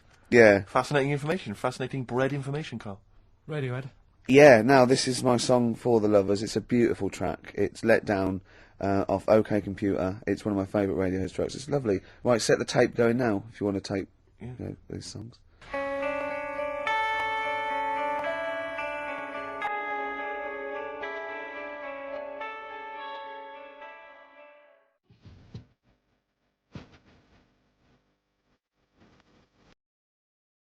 Avalanches, frontier psychiatrists. Absolutely. Well, we've had lots of emails. People, obviously, we inflamed and provoked Well, about actually, I have the to say, Cornish pasty. I've got a couple of amendments to that. The crusty bit, is actually as a handle, because obviously the miners had dirty hands, and they'd eat all the stuff in the pasty, and they'd be left with this sort of crust, and they could throw that away. Also, someone told us that at one end was a apple, so you have a little sweet as well. Little dessert. So there you go. You noticed how, like, over the years we've been doing this, way back when we started XFM, no one ever contributes when we ask about the music, when we ask about hip-hop, No. or their, opinions on that, anything important. No. But start talking about pasties, Yeah. we've had about 5 phone calls. Yeah, and someone phoned up to confirm. They used to work for Upper Crust, and basically Karl got all excited. So it is true. She went, well, I don't know if it's true. I've read the same sign you did, Karl. Interestingly, there's an email here that says, which basically offers a history of the baguette, and talks about after the revolution, the government decreed that all of France must eat the same bread, and it was up to the bakers to bake this bread of equality.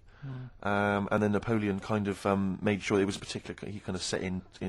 Obviously, on the bread, you can eat anything you find in the garden: frogs, snails, bits of horse, But squid. the interesting thing is, Rick, that there's no mention of sticking it down your trousers whilst going to war. The French have tried to keep that secret for over 100 It years, was only Steve. the upper crust people. that Yeah, managed to, yeah, nearly get 200 years, that is a top secret. Somehow Euston Station Upper Crust got hold of a document, left behind in an old sea chest, possibly Napoleon's, could have been Josephine's. Unfortunately, jotted it down. He's kicking himself now. Oh, Secret, I cannot believe I left a note. If he talked like that. He did. He did that, yeah, he talked English, but in a very funny French accent. Do you remember, there was one thing that, talking about funny French accents, you remember Allo Allo? Yeah. Remember, It was on about 5 o'clock in the afternoon, but they still meant, because it was a funny Frenchman, it was that English guy who was posing as a French police officer. It's very complicated. He would often walk by, and I remember there was one where he said, I was pissing by the door when I heard a shit. Oh yeah. Now, that's passing by the door. I'm allowed to say that. Passing by the door when I heard a shot. That's what he's saying. I'm allowed to say that at 2 o'clock because I'm just saying I'm talking in a French accent. Yeah. I was pissing by the door when I heard a shit. Yeah. That's fine. Yeah. Because I'm speaking French, Carl. Do you know what I mean? That's the rule. Do you know why people tink the glasses before they have a drink? Why they tink? The verb to tink. I do know that, Carl. Is it about poison? It is. Here we are. What, would it make a different noise? Nope. Brilliant. Go on, explain Why? it. You explain it, Steve. No, don't Steve. You explain it, Carl. Go on. Oh, I've started, so I'll finish. Go on, Carl. Explain why they tink the glasses. Ages ago, Yeah. only people with money had drinking or something. That's like one of my film reviews. Years ago. Welcome to History Now. Now, ages ago, only people with money had drinking or something. Keep going, Carl. Keep going. Like spirit and stuff. So they'd it's like businessmen with money. It's easy for you to say. This is getting to be cruel, isn't it? This is amazing. Yeah, go on. Why Go did on. you open your mouth, Carl? What were you hoping was the best that could happen? Because you were trying to make me look stupid before with the planet, so I'm... Whereas you know... Yeah, go on, no, come on. Businessmen with money have got to drink and ching. Okay, so then, with all the drinks... So they'd nip round to have a chat about whatever they're earning money with, and they'd say, right, do you want a drink then? And they'd go, oh yeah, that'd be alright.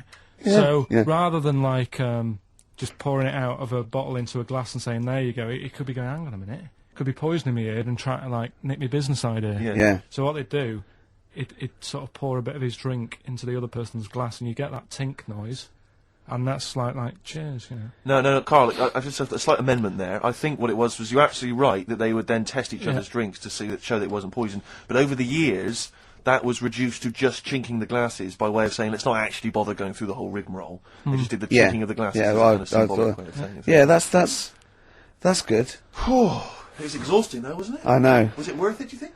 Well, I like that, because people carry that with them now. When they do that, they'll think, oh, that bloke's definitely not trying to poison me. Yeah. So the horrible thing is that now, when I do the glasses, I can laugh and go, they don't know I've poisoned them. Exactly. You should always do the pouring back and forth. It's a shortcut, it's a slippery slope. You know, just be careful.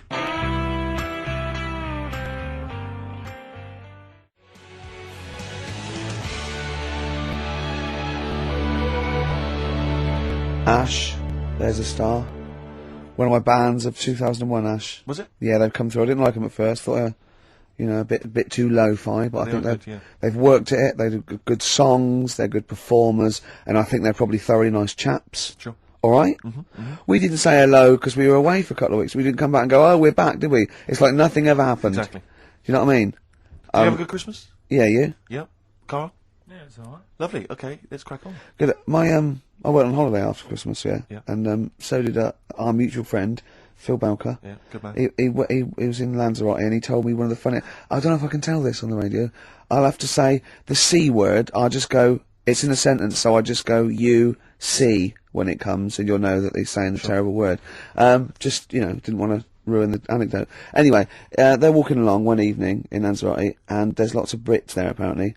And Phil overhears a sort of married couple arguing. They're having to go home a bit early.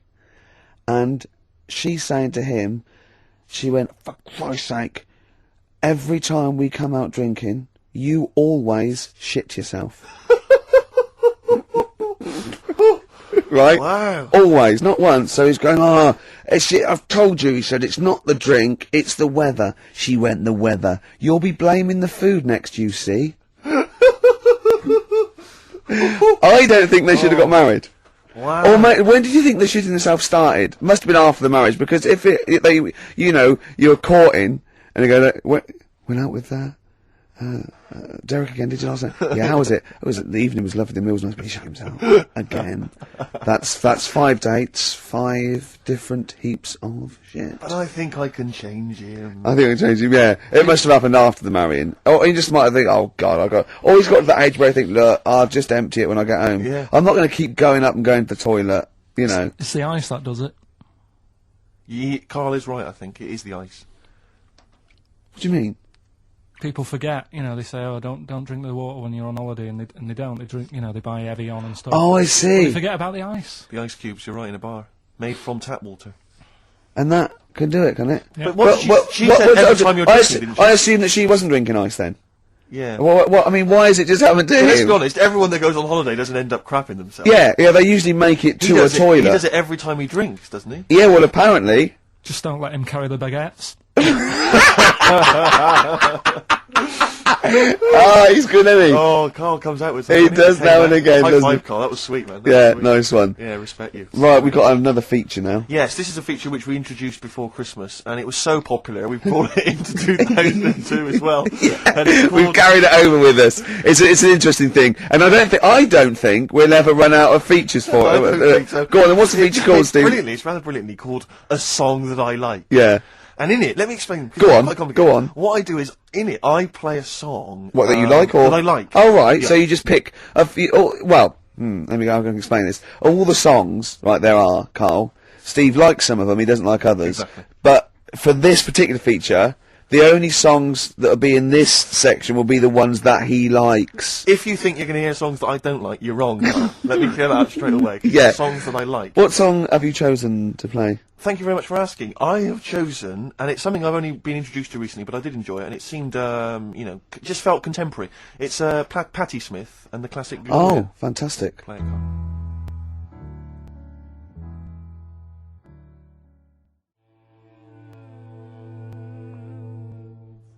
Gloria by Patti Smith. Did you enjoy that? Yeah, I love it. It's lovely to hear that again. I've always been one of my favourite tracks. And as Karl pointed out, sounds remarkably like, who did you mention? PJ Harvey. Oh yeah, well, yeah, everyone knew that. She was obviously very influenced by her. That's fine, that's fine. That's all right. That's allowed. That's cool. I like PJ Harvey too. Exactly. There's enough room for two. You're absolutely right. Here we are then. Let's just take a moment to think about what we've done, you know. Yeah, well, it's been good. It's Yeah, we've enjoyed it's ourselves an so hour far. and 20 minutes. We've talked about shit in yourself. We talked about pasties. We've done pasties. We've done pasties. A number of pastries, actually. We never got the. We should run a competition. Who's the tastiest cartoon ever? Well, actually, I threw someone up did contribute. Cheetara. I threw up Jessica Rabbit. I've had some people contribute here on Go the on. email. We've got someone here, Dom, has emailed us. He's told us that, for him, Daphne from Scooby-Doo. Yeah, Always popular choice. Popular And choice. obviously, this is one I've never quite understood. Wilma from the Flintstones. I've actually always felt that Wilma. I don't know. I just thought she was a bit. No, not a bit Wilma. homely. Betty, surely. Yeah, Betty. Well, this is what I mean. Wilma. I mean, yeah, Betty, surely, but Wilma. No, I mean, it's she's just quite like- homely. But Betty, Oh, yeah. come on, Steve. You wouldn't say no to Wilma. No, I suppose not. If it was on. I'd be worried about Fred if he found out. I would, well, I'd hate to do it, you know. I don't want to do it to Fred. He's a good guy. He is, isn't he? He's a bit of a jump. Whereas Barney, to be honest, I don't think he deserves Betty. Do they both work in the quarry? Because, I mean, let's be honest, Fred, not a smart man. I mean, he obviously didn't come out of rock school with anything other than a couple of basic O-levels. I know, but he's a hard-working, sound sort of But guy. they got a big house, they got like a TV, they got that bird thing. Yeah. They I mean, got- be honest, if I was Fred, I would be a little bit disappointed that my kid does nothing, whereas Barney's can lift up sort of tall buildings. Sure. Bam, bam. He's a Yeah, very yeah. strong, you know. I mean, interestingly, Fred loves his job. He's always yabba dabba doing at the end of the day. He does And he spent the whole yabba-dabba. day lifting rocks from one place to I'll another. tell you what, I wouldn't take that from that cat, though. I would. If a cat picked me up by the scruff of the neck and put me out, Yeah. right, on the doorstep, Damn I'd right. go mental. I'd get rid of it. I'd get It is a rid of saber-toothed tiger, though, Karl, so it could rip him to shreds. It's not like a normal domestic cat you have nowadays. You know when they go to the drive-in at the beginning? Yeah. And they order maybe some ribs. Yeah, that The woman huge- brings that huge rib, and it tips the car over. Yeah. Was that her first day on the job? Because Yeah, it's I've got- just never been ordered before. Yeah, or either it's you'd have that, thought or- she'd have realised. Or, yeah, we're out of pig. We've got brontosaurus rib. And Exactly. he goes, won't that knock the car over? No, it won't. I don't know. Rick, can I tell you now? That was an accident waiting to happen. It was really, wasn't it? Yeah. And it did. Oh, dear. Mind you, I went to Texas once, and I had some ribs, and it was like the Flintstones. It was huge. And not only did it look too much like an animal that I couldn't actually eat it, I don't know who could eat it. I mean, seriously, it was 2 foot long. Yeah. And all the rib, it was like half a rib cage. And I It is just incredible. My friends lived in Texas for a while, and they once were in a kind of diner, and there was you know those kind of benches that are attached to the table yeah. itself, like a kind of picnic bench. Yeah. And this huge fat guy came in. He came wobbling. He ordered like this kind of everything you can eat meal, and his fat kind of sort of kind of his big wrapped fatty itself- fatness fatted on Exactly. the fat table. Yeah. It wrapped itself around the table and everything. Oh, He was God. chowing down, and when he tried to leave, the table came up with him. Oh no! Imagine that. I mean, they are fat, aren't they? They're big people. They're huge people. But it was that thing we were talking about before, that bloke on Jerry Springer Show who was like 80 stone, right? Now, I felt quite sorry for him. He was really sad and he was crying. It is rad. But my point is this, right? When he got to say 50 stones, Sure. didn't he go, that's too much, That's gotta be enough. for a land animal? Exactly. Do you know what I mean? Yeah. That's big, isn't it? I mean, I'm getting worried. I'm 13 stone, and I'm genuinely getting worried. I'm thinking, oh, Yeah, God. when you've got that big, when you've actually got your own mare. yeah. When you Yeah, have it's time. when you have to get in helpers to look what the scale says. Yeah. Like 4 or 5 people lift up your belly and go, it's 52 stone. You go, that's too much. Exactly. That's too. I'm going to only have 9 breakfasts When you today. when you begin to appear on the Ordnance Survey map, yeah, exactly, yeah. When You've you got can your see- own symbol. It's like we can see 2 things from space now, Fatty and Steve Merchant. We'll be landing All right, at calm about... down. Well, no, I'm just Having saying a at go all, you're there. not fat, aren't you? You're freakish and big. just another Go quick on. thought. Someone's mentioned Daphne from Scooby-Doo, and Yeah. but I've always had a soft spot for Velma.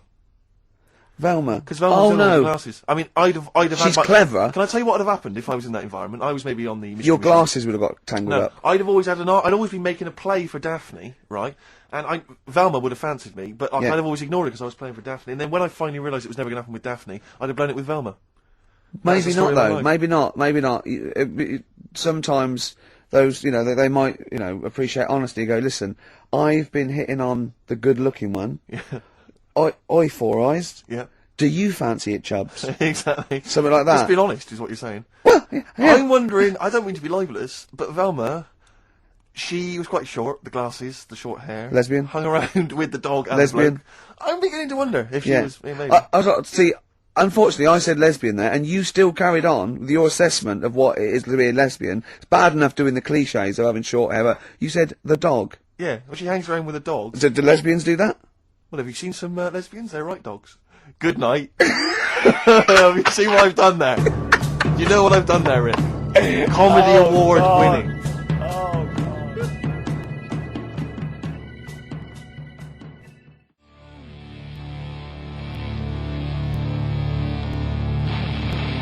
Professional. I was having a cup of tea. 100 Reasons there on XFM 104.9, just gone half 2. Ricky Gervais. Yeah, with Steve Merchant. Hi. All right. Rick, we've got a couple of emails in here, and they're saying they enjoyed your performance over the Christmas period on a programme called 100 Greatest TV Moments. Yeah. Did you do an interview or something? What was the deal? I didn't see this. Yeah, the Office was in there, wasn't it? And I was Right. interviewed for it. But what are they talking about with they enjoyed your performance? Come on, tell me You what it know, is. do you? No, I don't. It's the thing that I did on Razzmatazz. Oh, is this where they found a clip or something? Yeah. No, all right, I was in a band and we had one single out or something, and I did one TV appearance when I was about, oh God, and they showed a bit of it, about 7 seconds, me on Razzmatazz. Oh God. Razzmatazz, for With- those that don't remember, with was like a kind of, I suppose, what was it? Like a kind Kids. of CD UK of its time. Yeah, exactly, yeah. And, oh God. And it was of the time, sort of new romantic. And they showed a clip of this. I looked about 10 and about 5 stone with hair and makeup and girly clothes. My sister actually said I looked like Posh Spice. Brilliant. Which is, there's a funny story about that, right? Because we were rushed and we had to do this thing, and oh God, and we were meant to take a flight to Newcastle. And Where were you travelling from? London? Yeah, but we got there and we didn't have tickets, we were told to be there, but the A&R man overslept. Right, for the record company, overslept, and it was terrible, and we were fretting, and eventually it was too late to get the plane, we missed the plane, we had to get a train, and it was really kind of fine. They were back and forth, they're going, yeah, if they come now, we can still do it, we're going to miss it, and this was like a big promotional thing. And we got there, and they went, oh, God, right? And I had this sort of like jumpsuit I was wearing that I'd cut off, put that on backwards. A jumpsuit. Yeah, Brilliant. I know, it this was what was bad. on the clip? Yeah, I had that on back to front, and there was no time, and I think I even mimed wrong at one point, and it was awful. But the funny story is this, that when we were there, we didn't have our tickets. This was at the airport. We bumped into Bucks Fizz. The guys and girls from Bucks Fizz and their manager, so there's like 5 of them, right? and there's 2 of us, and they had 5 tickets. And Bucks Fizz tried to smuggle us through.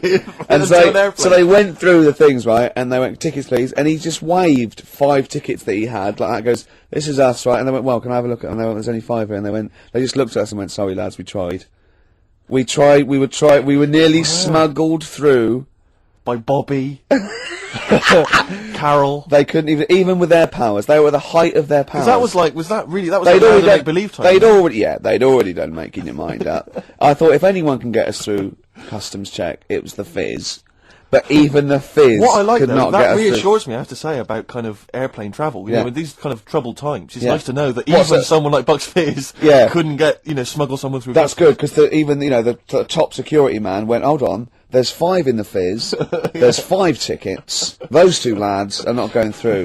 Exactly. Yeah, that makes you more secure about Definitely. air travel now. Well, it's lovely if I'm in America, and I see 5-star, Yeah, yeah. trying to get through customs. With 2 other lads. Exactly. I think, wait a minute, what's going on there? Yeah. Wait a minute, security guy stopped him, it's fine. It's fine, yeah. We know there's only 5 in 5-star. Oh. It's lovely to know that. Yeah. I love the fact, and did you know the Fizz previously? Was Of this your course first not. run-in with the Fizz? No, they were doing the Taz, same as us. They were doing the old Raz, same And as us. did you recognise the Fizz and go, oh my god, that's the Fizz, let's try and sneak in with them, or did they recognise you? How did it work? They wouldn't have recognised us. Exactly, that's what I'm thinking. I love the audacity of going up to Bucks Fizz and saying, try and smuggle us in. You try and break aviation law for us. Now, yeah. Now it's time to make your mind up. We're going to the land of make-believe. I did that and they laughed. They went, Yeah. brilliant. Yeah. We'll get you through, lads. Yeah. Just stay tight. I was actually on top of Bobby's shoulders in a long coat. Lovely. Yeah, but Bill... Well, seriously though, I don't understand what their plan was. like they would have gone, yep, through. It's the Fizz, let them through. Yeah. Yeah. Don't bother checking the It's like, tickets. not wasn't even answering, we couldn't even get to Newcastle. Do you Getting think a it was plane to wearing your Newcastle. jumpsuit backwards that sort of gave it away? Well, no, but see, I didn't have it on then. I was just in civvies. I just had jeans and a t-shirt then. I didn't even have my hair gelled. I was just Wow. like cash. I then. saw it, I thought it looked alright. Did you? Did you? Well, I mean, for Then in a you. tight jumpsuit. nice Yeah. cheekbones. Brilliant. Yeah. Yeah. I had some cheekbones. Yeah. That was the. If anyone else saw it, or maybe they taped it let's- and they've got let's a leave clip, it now. because I'd love to see it. I missed it. Well, I'll get you one. If you have it, put it. I'll tell you what. Why not create a website, and put that clip on there on a constant loop, and then send the address in, and I'll give it out, and people can check it out for themselves. Yeah, Like, brilliant. Is that okay? Yeah. Cool. I'll have to lose weight now. Yeah. That film. Oh, now we come to the feature. We're carrying this over 2002 because it was such a great success. Everyone's talking about it. Do you remember I stopped my film reviews because I'm only doing films I like, and I've done all the films I like. That's where other film reviewers fail. Sure. Because they review substandard films. Exactly. My average is still 9.5 out of 10. Yeah. And no one's beaten that. Not Barry Norman, not Jonathan Ross. No one's got an average of 9.5 out of 10 That's for the true. films they reviewed. So I'm keeping it there. I don't want to drop my standards. However, that film sounds good. This is where I pick a classic track from a film that I might not have seen, right? But I like the song. I might go and see the film. This is Almost Famous. The film was almost famous. I Not a haven't great seen film. it. I haven't seen it, right? But a song. Now, don't panic. Listen without prejudice. This is Elton John, but it's when he was good, okay? When he was a bright, funky, young Brit glam star. Wonderful song, wonderful tune, wonderful lyrics. It's Tiny Dancer.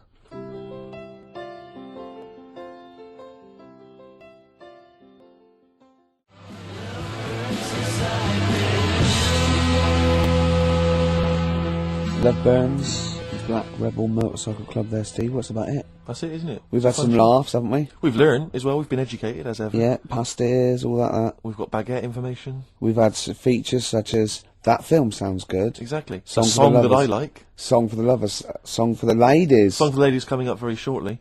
Rick, I was lucky enough this week to go to a exclusive press preview of Britney Spears' forthcoming movie, Crisscross, or Yeah. Crossroads. Crossroads, I think it's called. Yeah, It's not related to the popular TV show. right. Rick, I'm assuming you'd love me to do a little review of it now. I can't, because it's No, I wouldn't. embargoed until March. I can only talk about it in March. No, I Otherwise, wouldn't, no. the press people will go crazy. No, I don't. I wouldn't want you to. Well, no, I imagine you want to know all about Crossroads. Not really. Because I cannot tell you anything. Well, don't then. I mean, just. fine, Well, I you got- can ask me questions, you can pump me for information, I cannot tell you anything about it until March. I would pump you for no reason ever. No, but Rick, Certainly not for information. Karl, doesn't matter what you ask me about Britney Spears' Crossroads, I cannot tell you anything about it.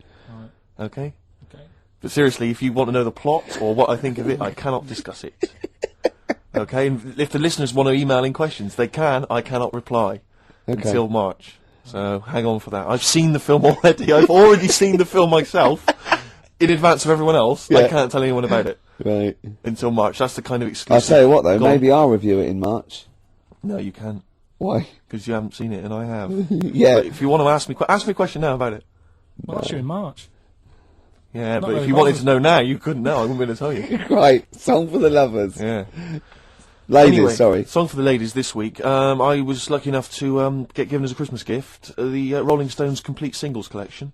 Good And present. Good Well, present. it's an absolute joy. And I'd forgotten how brilliant Wild Horses Oh, great is track. from the Stones. So I thought I'd play that this week for the ladies. Let's leave them with that. Jagger and Richards at their best. Beautiful. Watts is in on it. if I know Wattsy. I mean, cannot- Wyman was still there those days. See you next time. Bye. XFM 104.9, kicking off there with the Dandy Warhol Steve. Sure. Ricky Gervais Show with With me, Steve. Steve Merchant. Well, they That's all always I was let me gonna say that. Well, I thought you would. What? Well, it's 5:01, isn't it? Already an error has occurred. Yeah, It's a shame, 'cause yeah. it could have been slick. But Steve, we've got some great music. We've got some I've good been on a bit of a soul tip this week, Are to you be honest. really? Yeah, I was a bit Right. of a folky last week, but you know, you got stuff from like early Bowie, some Stevie Wonder, Sure. a little bit of Groove Armada. We've got the classics. We've got Coldplay. We got Blur. We got Ash. Sure, We haven't planned anything with the show. I haven't Got planned nothing, any- have you? You're No, just reading the list reading of a songs list there. of songs that I Thinking might that play. will fill up some time. Oh, no. Anything interesting happened to you over the week? Nope. No, I just swore off air, and Yeah. Karl went, "Never swear in an on-air studio." I love it when Karl tries to sound like he's professional and understands the business. Yeah. You don't fool us, Karl. Yeah, Eh? Oh, I wish I could buy like a Karl. You know, like those Garfields you can stick on a car window. Oh yeah. I reckon we should be able to get a car like that we could send out as a gift to people. That'd be lovely, wouldn't Just it? this little face pressed up against the glass, like a window licker. Yeah, like you'd have to lick his face to stick it Yeah, there. that'd be a joy. Oh, bless him. Or one of those things you throw out a window and it sort of like flaps down. You say they sell them for a quid. Yeah, exactly. What are they Or called? those little dancing baby Karls. pigeons. That's what we used to Yeah. use. Or frogs from Sure. the pond. Sure, It's yeah. cruelty to animals, and I don't condone that. And it was a joke before the RSPCA phone in and say stop throwing frogs at windows. Well, people who are listening, And I know don't mean the French, by the way. That sounds like xenophobic. Before someone calls in and says stop throwing French people at windows. So I'm digging myself into a Yeah, hole here, aren't I? yeah. It's all gone horribly Quick, wrong. mention the Germans and then let's get out. yeah. I don't mind the Germans. No, good. Karl. I was just. I wonder if people know what Karl looks like in the wide world. Is there any reason why they should? Have you ever He's featured sort of- on anything? Or He's like Moby. He looks like Moby. he does look like Moby. Yeah, that's what Yeah. he does. Does that help? Is that a compliment? Sort of a Moby who's Mank. had a bit of a tough paper round when he was younger. Yeah, He that's look right. a bit more knackered than Moby. Yeah, I think so. Yeah. Yeah. See, I think Moby's great. He's one of those people that every opens his mouth, I sort of, oh, I'd love to be mates with him. He talks sense. He's interesting. He's lovely. I don't like his records. There's nothing I can do about that. If I ever become top mates with him, and after about a few years of us like driving around and having a fight, I go, I'll go, Moby, I've never liked anything you've ever done. Is that what you do with your mates? Just drive round? What are you, 16? Never. I've never done that. Go to a car park and just do handbrakes. Never. I haven't done that since I was like 17, when like it was great to sort of someone had a car. You couldn't believe that you were just moving. I remember once, right, my mate, Bob, had a car, and there was me and another friend in it, and we were young, we were about sort of 18, and he did a U-turn when he shouldn't, and this motorbike hit him and came off, and the music, it was going to turn the music down. It was really, really bad, right? And he was there, and he was really worried, and the motorbike bloke was dazed, and he went, "Are you okay? I'm really sorry." And the bloke said, "Yeah." And I put my head out the window and went, "Sorry about that, mate. That's the third one today." And this motorbike just looked at him, and he went, "No, don't do that, Gervais. Why did you do that? Why did you say that? I just thought it would be funny." I didn't really understand the severity of this. Have I told on the radio before about that time when I just passed my test and I was driving my parents' Volvo estate and we went off driving down some country lanes? Have I Is mentioned this the that? one with the... Yeah. Yeah. I've told you, have I? Yeah. Have I told you, Carl? No, go on. Well, maybe I'll tell you a bit Oh, later let's on. play a Yeah, record. I'll tell you that. There's a great anecdote about a Volvo estate coming up. Exactly. That's the kind of stuff you're getting on XFM this Saturday afternoon. Do you want some Coldplay or what? Oh, I'd love to. Bones sinking like stones, all that we fall. Everybody here's got somebody to lean on. Coldplay. Don't panic. That's the title of the song as well as what I was saying. In fact, I was just saying the title of the song, Yeah. if I'm being honest, making it sound like it was Conversation, yeah. XFM 104.9. It's the Ricky Gervais Show with Steve Merchant. Thanks. You were going to tell us a little story about a Just Volvo passed my estate. test. Yeah. My parents had a big Volvo estate, and it's quite a big I car don't to drive. drive. My parents didn't have a car. But I know you don't drive cars, Rick, but it's quite a big car to drive if you just passed your test. It's safe though, isn't it? It is very safe. That was the thing. Yeah. And I come from the West Country. Obviously, there's quite a lot of windy lanes around No, there. you're joking, do you? They have cars there. Well, here he comes. Blimey, Carl. Learned on a tractor, automatic it was. Do you want me to tell it or not? Oh! Don't give up the accent! Oh no, I'm not a Wurzel. Go on. Go on. So I went to this party. You have a go at him being from the north. Not when he's telling an anecdote. He's never told an anecdote. Oh yeah, fair point. Yeah, go on. So I went to a party, and I was quite excited because I had the car, I had the motor, and there was a chick heading down to the party that I was like, I had my eye on. And I Yeah. thought, now I've got a car, and going to the party, it's going to be amazing, right? You glass and eye, various of course. various friends had said, like, can we get a lift? I thought, yeah, groovy. Yeah, I'll pick up the chick as well, who was Yeah, a friend of yeah, a friend. yeah. So cruising down to the party in the motor, the Volvo estate, and there's nothing sexier than that. Slipping a little bit of Billy Joel on the stereo or whatever, something don't classy. go changing. Exactly. And maybe it was Billy Ocean. I think maybe it was quite a Billy. Maybe it Billy was thing. get out of my dreams, get into my car. Ideally. Yeah. So I get to the party, and inevitably it was one of those house parties where the chick that I had my eye on, she kind of was chatting to other guys, and she wasn't really paying attention to me, and I was sort of Find following- out to get, was she again? Same old story. Oh, they make me They know laugh. how to tease, don't they, the make me ladies? laugh. Who are they kidding? So I'd follow her like a dog, from room to room. Yeah. And watch Quite her while- literally, sometimes he was barking. Yeah. Go on. And while, just watch her while she talked to other blokes. And then, obviously because I was driving, I wasn't drinking, so I was not really enjoying myself. And then somebody said, should we go and pick up Vera? And I thought, right, okay. And they went, Steve's got a car, let's all leap in there, we'll go pick up Vera. And this girl was like up for it as well, so I thought, brilliant, I'll be back in the car with her, away from all these lads. yeah. One guy she had her eye on, he came as well, I was a little bit annoyed. Yeah. But anyway, he was in the car, so I'm driving down these country lanes, just driving along, and they're directing me, they're saying, go left here, go right. And then suddenly, we stop, and one of them goes, just drive into that field, this pitch black field, right? And I'm sort of, well, it is my parents' car. Just drive in the field, Steve. I'm thinking, well, I don't want to, not seem like I'm a hard, cool, crazy kind of guy, because the chick's in the car. So drove the car into the field, they all leapt out, started running off into the darkness, shouting, Vera, Vera, Vera, where are you? So I'm just sort of sat there in the car, waiting. Wasn't Vera Lynn, was it? Because she likes to hide in fields. Bizarrely, it wasn't. Right. It was just, I was just left in the car on my own with Billy Ocean, and suddenly, at the darkness, they come back holding a Vietnamese pot-bellied pig that they had stole from a nearby farm, and they knew that the pig was called Vera because someone knew the farmer or something. Anyway, so they got this pig, so now they're going, I'll put the pig in the back of the car, we'll take it back to the party, it'll be hilarious. I'm thinking, well, I'm not sure I want a pig and all its, piggy crap in the car, right, crammed in there. But they say, yeah, so obviously I'm thinking again, I don't want to look like I'm, a nerd. I'm terrified of that, Rick, ever happened. Yeah. So, yeah. So you go, hey, bring the pig into the car. Exactly, I'm no nerd. exactly. Yeah, go on. So now we drive off again. I got this pig kind of screeching in the back of the car, and they say, "Stop again, stop again. Let's do some cow tipping." And they do that old thing, about the fact because cows sleep standing up, don't they? So you can push a cow over and stuff. Yeah. So they're having a wild time, hilarious. So this time, now we get to a sort of dead end in the road, and they say, "Well, turn around, let's go back to the party." And I'm thinking, fine. Try and do a 3-point turn in this very narrow country lane, right? Get the Volvo estate wedged horizontally across the road. Can't get it out, just can't seem to sort it out. I don't know what, I'm panicking because there's a pig in the car, right? And, local disgruntled farmers, right? People drunk, partying, probably off their head on some kind of weed, Rick. Was it loads of blokes with, pitchforks and flaming torches Exactly. going, burn him. He's playing with our pig. Exactly that. And so that, I was so terrified that all I could think was they're going to have to send a helicopter to lower a magnet onto the top of the car to lift the car up and put it the right way round. You used to read a lot of comics, didn't you? Yeah. Yeah. So, do you know what I started doing? What? Crying. Did you really? Yeah. Why? So started crying, just very slightly, started getting upset. And the other guy that the girl fancied, he had to get into the driving seat and sort it out for me by slowly edging forward So and that's the backwards. worst bit of the whole story? Yeah, edging slowly back and forwards. He just sorted it out, just slowly worked the car back round, and then we were off. You're just gently weeping. Just gently where weeping in the back. The bloke had just taken the bird that you saw from a distance. Exactly. That was basically your wife in your head by then. Oh, yes. Wasn't it? I can't We were believe it. happily married with a pig for a child. Don't joke, that could happen. I know. The pigs come, if you like. Sorry? What did you say? What did you say? What did you say? When you do what, Karl? What? What did you say? No, what did you say? Because I don't want to have to go to the radio authority again. What did you say then? Just remember. We are going out live, Karl. Yeah, remember Tom Binns, right? What did you say? What I'm saying is, why were they shouting Vera? Because pigs don't come to the name, do they? Hey?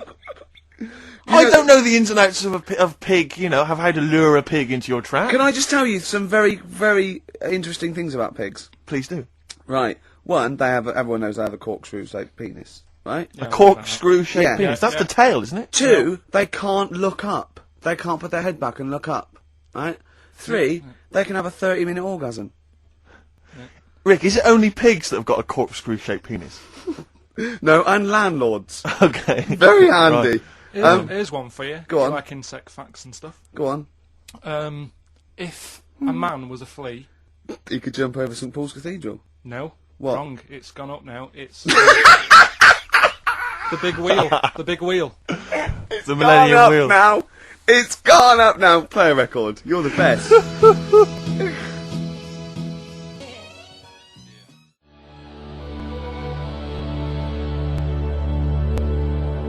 Ash, there's a star on XFM 104.9. Now, Steve, Yes.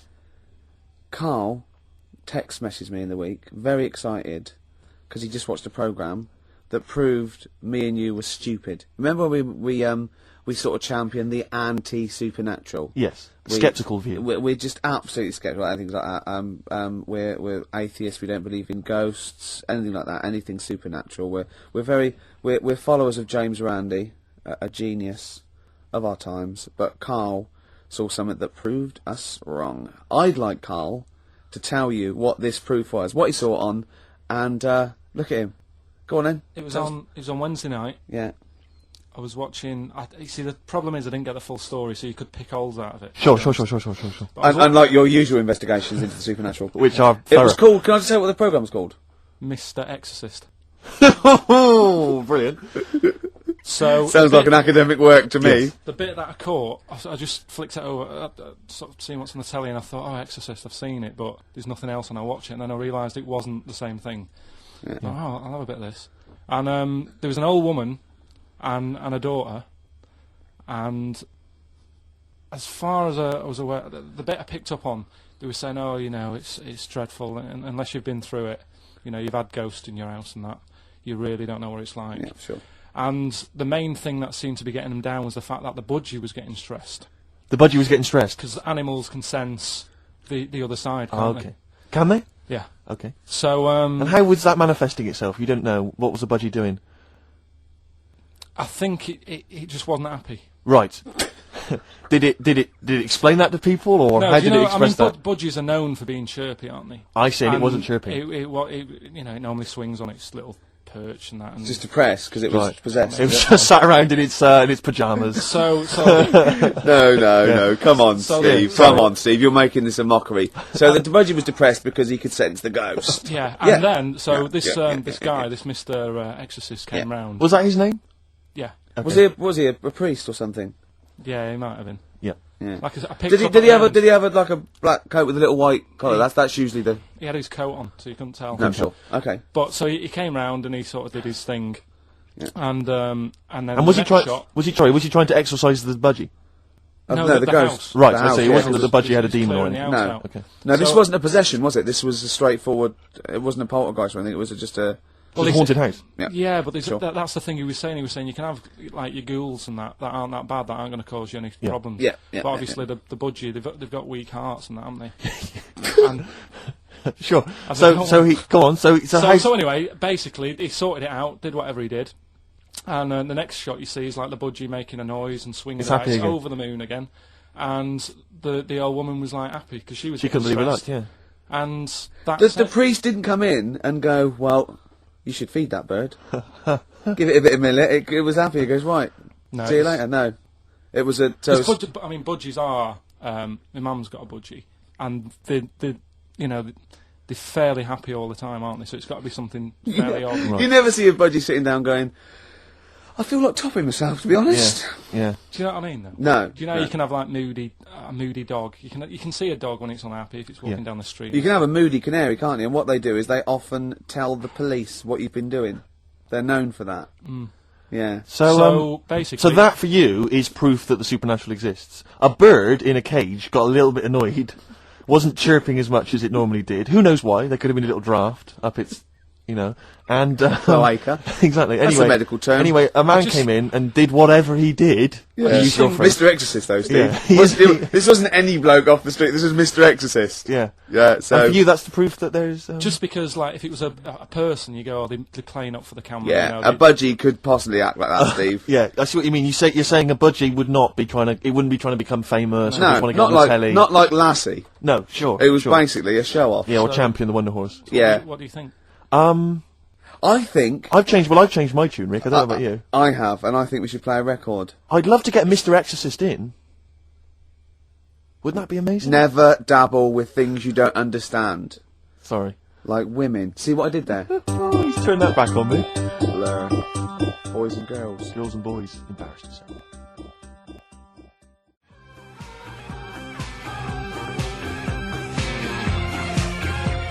Blur.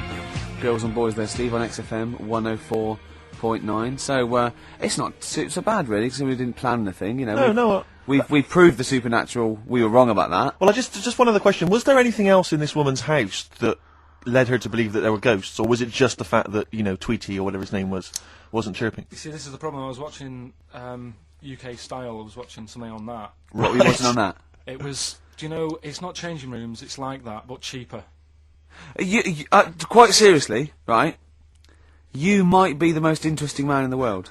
I'm fascinated by it. I'd like to follow you. I'd like to have a hidden camera on you. I can ask you any question. I'd like to have you in a cupboard in my flat. So I just think about it. I wonder what Karl thinks of that. And I'd just throw something at you, and you know what I mean? It's weird, because that's what my dad did. Just kept me in the cupboard. Do you know what I mean, though? Yeah. I wonder what Karl would You're think never about stuck this. for a conversation point if Carl's around. That's No, what's genius about it. he's always got an opinion. He's got an opinion about everything. Yeah. It's But I love the fact he was watching UK Style without a shadow of irony. Yeah. Nothing. No, It's that's, just that's, like- what, no, that's what I like about him. Exactly, that's what's I wouldn't brilliant. like it if he was trying to be No, he's not. kitsch Yeah. and stuff like that. I like it because he's down the line, straightforward, no nonsense. Yeah. This is what I like. You know what I mean? He's going to be sort of like Jeffrey Boycott, Dickie Bird when he's about like 60 or 70. He's going to get on a bus and go to the driver somewhere. You need an haircut. You look like a scruffy get. You know what I mean? He's going to be a great old bloke that you. Genius. He doesn't get chinned in the pub. Yeah. Right. People protect him. Because he's like 70 or something. But it's great. You're looking forward. You're actually in that nod. That nod went. I can't wait to be 70. Yeah. Wasn't it? Can I make a suggestion that we just get people, they can email in just questions or comments they'd like to hear from Karl. Maybe they just want to know his opinion on the Afghanistan situation. Yeah, like or like last night's Coronation Street, whatever. Yeah, like they do it. In the NME or magazine that coming up to the election, they go, Billy says Labour. Yeah. Ooh, I think the Karl. Sun has White Van Man. Each day right. they interview a guy who drives a white van, see his opinions on various topics. Karl is very much our white man van. White Yeah. man van. Yeah. So I think- any query you have, I think most of our listeners are. any to be honest. opinion that you would like to hear voiced from the K-Man, ricky.gervais@xfm.co.uk, or you can phone in. I forget what the number is. Doesn't matter, does it? 700 800 1234. Sweet. Now it's time for our first regular feature of the day. That film sounds good. That film sounds good. I stopped the film reviews because I've done all the films that were 9 or Yep. 10 out of 10. I don't want to Yep. drop my standards. Absolutely. This is a feature where it's a soundtrack of a film where I like the single from it. I might want to see the film, might have seen the film. Today is our first request. Right, interesting. This is for Martin, who wants to hear Live in the City by Stevie Wonder, and it's from Jungle Fever. Let's hear it. Well, I love the song and I love the Absolute film. classic.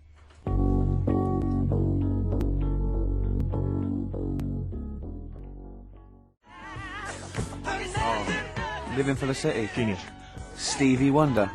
The man's from a god. the film Jungle Fever. Absolutely. It's a great film. Yeah. Well, not to be confused with Living in the City, which I think is a Desiree track. So never you do know, that. because you're a huge But Desiree fan. of we were grooving along to that. It's a great, not my favourite Stevie Wonder track. I actually, for He's Mr. Know-It-All, but a great track. Stevie Wonder's just fantastic anyway. And during that, we just had heads down, we just like, just enjoying the moment. We said turn it up, didn't we? We liked it. Karl, just halfway through, She's looking at me. He's got a driving licence. Yep. I went, what? He went, he's got a driving licence. I went, as he went, yeah, just for his own land. I went, you don't need a driving licence for your own land. He went, you might be right.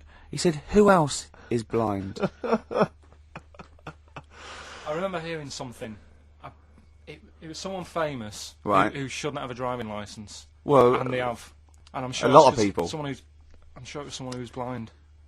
But you're right, it's a bit of an odd one. Isn't it? No, but don't forget, this hasn't just happened, this is in your head. So you can't say that and go, isn't that weird? How did that happen? It's in your head, don't forget at the moment. There is no proof There's of no this. proof of that. You can't say something and then go, isn't that strange? You said it. Oh. Do you know what I mean? We didn't just see something happen out the window. Yeah, you know, do you see what I'm saying? What's in your head and what happened and all that? What are you thinking? I'm just thinking, who's that other fella? Ray Charles. Ray Charles. Yeah. Why would he have a driving licence? He's blind as well. I think it's the blind thing we've got a problem with. It's the idea of people who are blind driving cars that's maybe made us question that. I mean, Stevie may have a driving licence. I very much doubt that he's passed his test. No. He probably hasn't even... I mean, he could have done the theory one, maybe. But And that's it- touchscreen. And until Labradors actually are allowed on the Queen's Highway, Exactly. I don't think we'll see many blind people driving I cars. might be wrong. You might be, mightn't you? Oh, we hadn't thought of that. Yeah. Oh, yes, you might be wrong. Could well be Well, wrong. there's a start. I fancy a bit of Ed Hardcore about now. Well, Rick, you've embarrassed yourself because his name's Harcourt. Yeah. Yeah. Just play the song, Karl. Just mop up this ugliness. Still to come, loads of our other features, of course, including Hip Hop Hooray!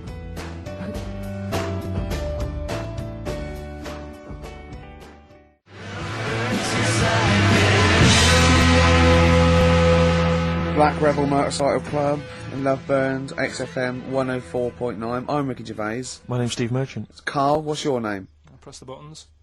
That's it. Karl, I press the button. Yeah. Oh, bless him. He's People got are loving the K-Man, aren't they? They are. People are saying they love him. He's just. Oh. He is, he's I lovely. think we've created a whole new Will McDonald. I like to think so. Yeah. Carl! Or Gordon the Gopher. I used to have a show in Manchester. You Did used ya? to host a show. Yeah, overnights.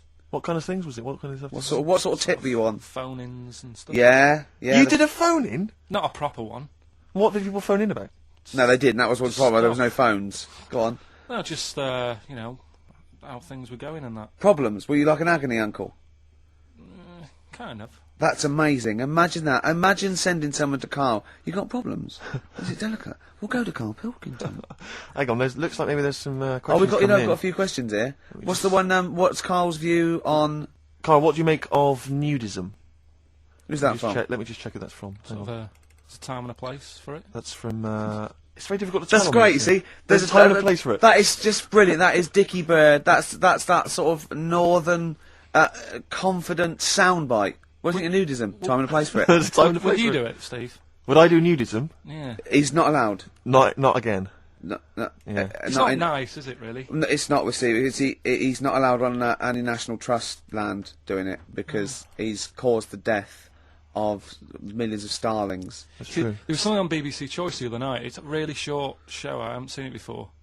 Like an odd It's co-op not. thing. It's not a bloke eating cup of soup and then another short show like maybe someone cleaning their teeth with Colgate and then the really short show.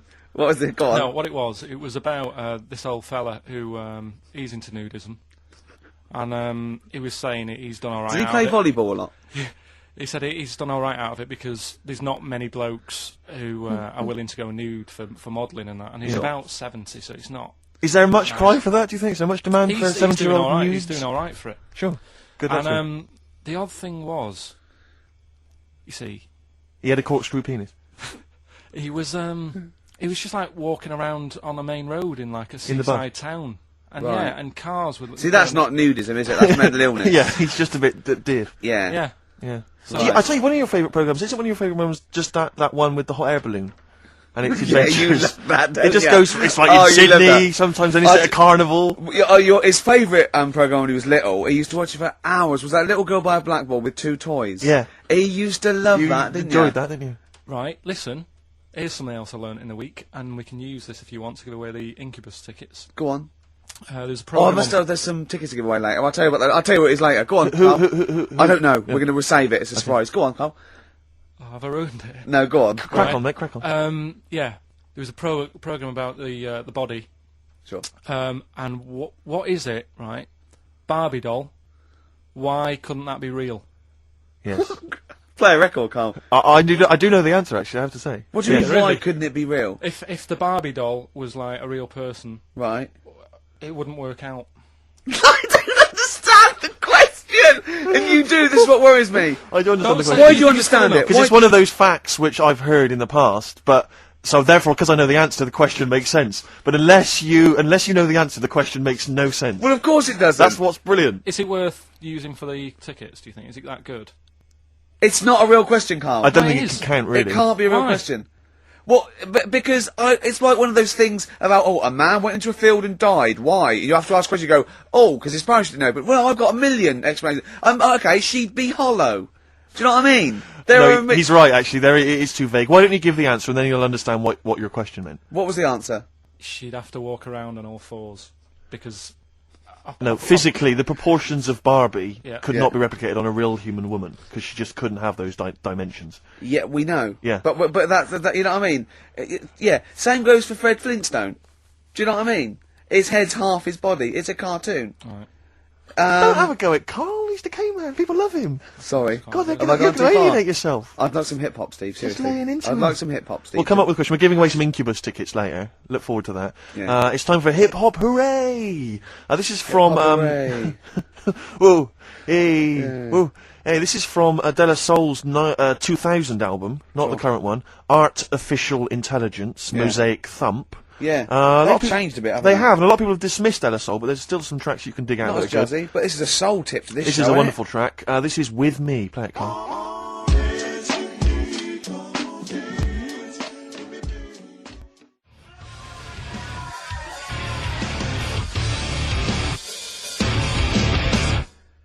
A live POD or pod, Absolutely. as I call them. Yep.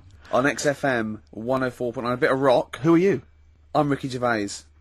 Steve Merchant here. Yeah. Karl over there. Now listen, there's a bit of rock there. Yep.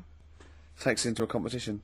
We Okay. got Incubus tickets to give away. Incubus, you say? Now, I like Incubus. Okay. I mean, for what they are, but, I'm a bit worried about all this crossover, this new metal, and these people coming out that are a bit like Pearl Jam and a bit all this sort of. I'm not too sure about it. I'm still not convinced, but Incubus have got a bit of style about them. Well, the competition we just ran there, the phone in, ask Karl and everything. People were phoning up. One person said, "What do you think about new metal?" Karl just quick as fast went, "I hate it." Exactly. And he threw a question right back at them and went, "Do you listen to that in the morning?" She went, "Yeah." He went, "Wow, you see, in the morning I like Ash. In the evening, I might listen to I think he said Magic FM. Yeah.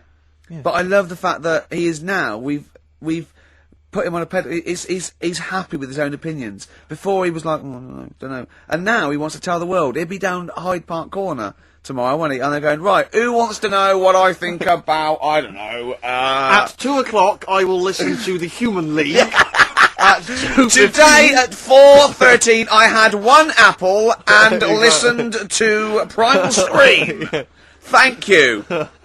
No, you're a great bloke, Karl. We better stop now because we're going to make you into the new. There'll be more from Karl next. So this is a very last question that someone. This is Jim. He's emailed in. He says, "Does Karl think that that Waterworld, Mad Max, Judge Dredd, or similar films present an accurate portrayal of what a post-apocalyptic world might be like?" How do you imagine what the world will be, Karl, I when haven't seen the any bomb of has them, so dropped? I've got no comment. You've got no comment? Okay, let's forget the films. What do you think the world might be like if there was, say, a nuclear war and we had to survive underground for a while till all the, waste went away and we could come up and we could eat fruit again and, it was all weird and we had to start from scratch? I'd rather die. Okay. Okay. All right. Wouldn't you? Uh, Wouldn't you? Well, supposing it was sort of like, Britain was just like, it was all the buildings had gone, right? Or there was some bit of scavenging, there was like, and we hid underground and we came out, sort of in 10 years' time. Don't keep shaking your head, you know the question. You can go, no, rather die. And it was fine, you lived on tin fruit for a few years, right? Then you had to come up and start again. You had to find other civilizations. I'd want that thing that, is it Walt Disney had? Sort of cryogenically put me in a preserved. fridge thing and say, look, wake me up when it's all built again. I couldn't be doing with that, walking around with a hard hat on all day. Yeah, what would you do? Set an alarm clock? You're the only person. What you get in a fridge and even know, if you find this, do not disturb till 2012. You know what I mean? No, well, yeah, but saying that wasn't. Well, I mean, what would you do first? You just come out into the light. It was just like Saxon Britain. There was nothing. You'd have to start again. What would you do? What would you do first? I'd probably go and see where I live now to see what's left of it. I know how he thinks. Oh, Carl, if you were the last man on Earth, right, Yeah. and you had to have one other woman with which to start the human race again, right, Yeah. and not your girlfriend, who would you start the human race again with? Which person would you want to? Bear in mind, it's not just like the fact that you've got to have kids. They've got to be able to provide something in this world. They've got to be leaders. And they might be all melted. And Exactly, so their beauty may have- They've just got one good eye, but now they can tell what you're thinking because Exactly. of radiation. Yeah. Who do you think, Carl? they tried to go through a pod, and there was a fish in there for some reason in their Wellington. I mean, for me, probably. Now, what would you rather kiss, a mermaid or a unicorn? Carl, quickly. Mermaid. Why? No, no, I want him to answer my Because it's got question. a lady's face. Okay then, what would you rather kiss, a lady with the body of a fish or the body of a horse? A fish. Wouldn't you? This is the best thing in the world. It's just like, you know when you call a file a rude word, and then the computer goes, do you want to open tits? Yeah. You laugh, because it's like, that's what playing with Karl's Sure. like. It's sort of like you input it, and you always get, you know what I mean? You Yeah. sort of get... You get more back than you bargained for. Yeah. Oh. Oh, probably only because I've seen films, that one with that Hannah Darrell or whatever her name is in, and she looks Yeah. alright. I've never seen Hannah a film Darrell, yeah. with a woman with a horse's body. Maybe if I've seen one, I might change my mind. If Okay, if it's alright. can you email us a picture of a woman with a horse's body? Yeah. Yeah. Ricky.gervais@xfm.co.uk. Or do they exist? Anyway, Do you reckon unicorns exist, Karl? no. Look, let's play another song then, because I think we were going to give away some Incubus tickets. We seem to have got sidetracked. Okay. we? Well, I'd like to play my song for the lovers. I'm not ashamed of this. It's an early Bowie track. It's his sort of, version of soul. It's off the Young Americans album, and it's a beautiful song called Can You Hear Me?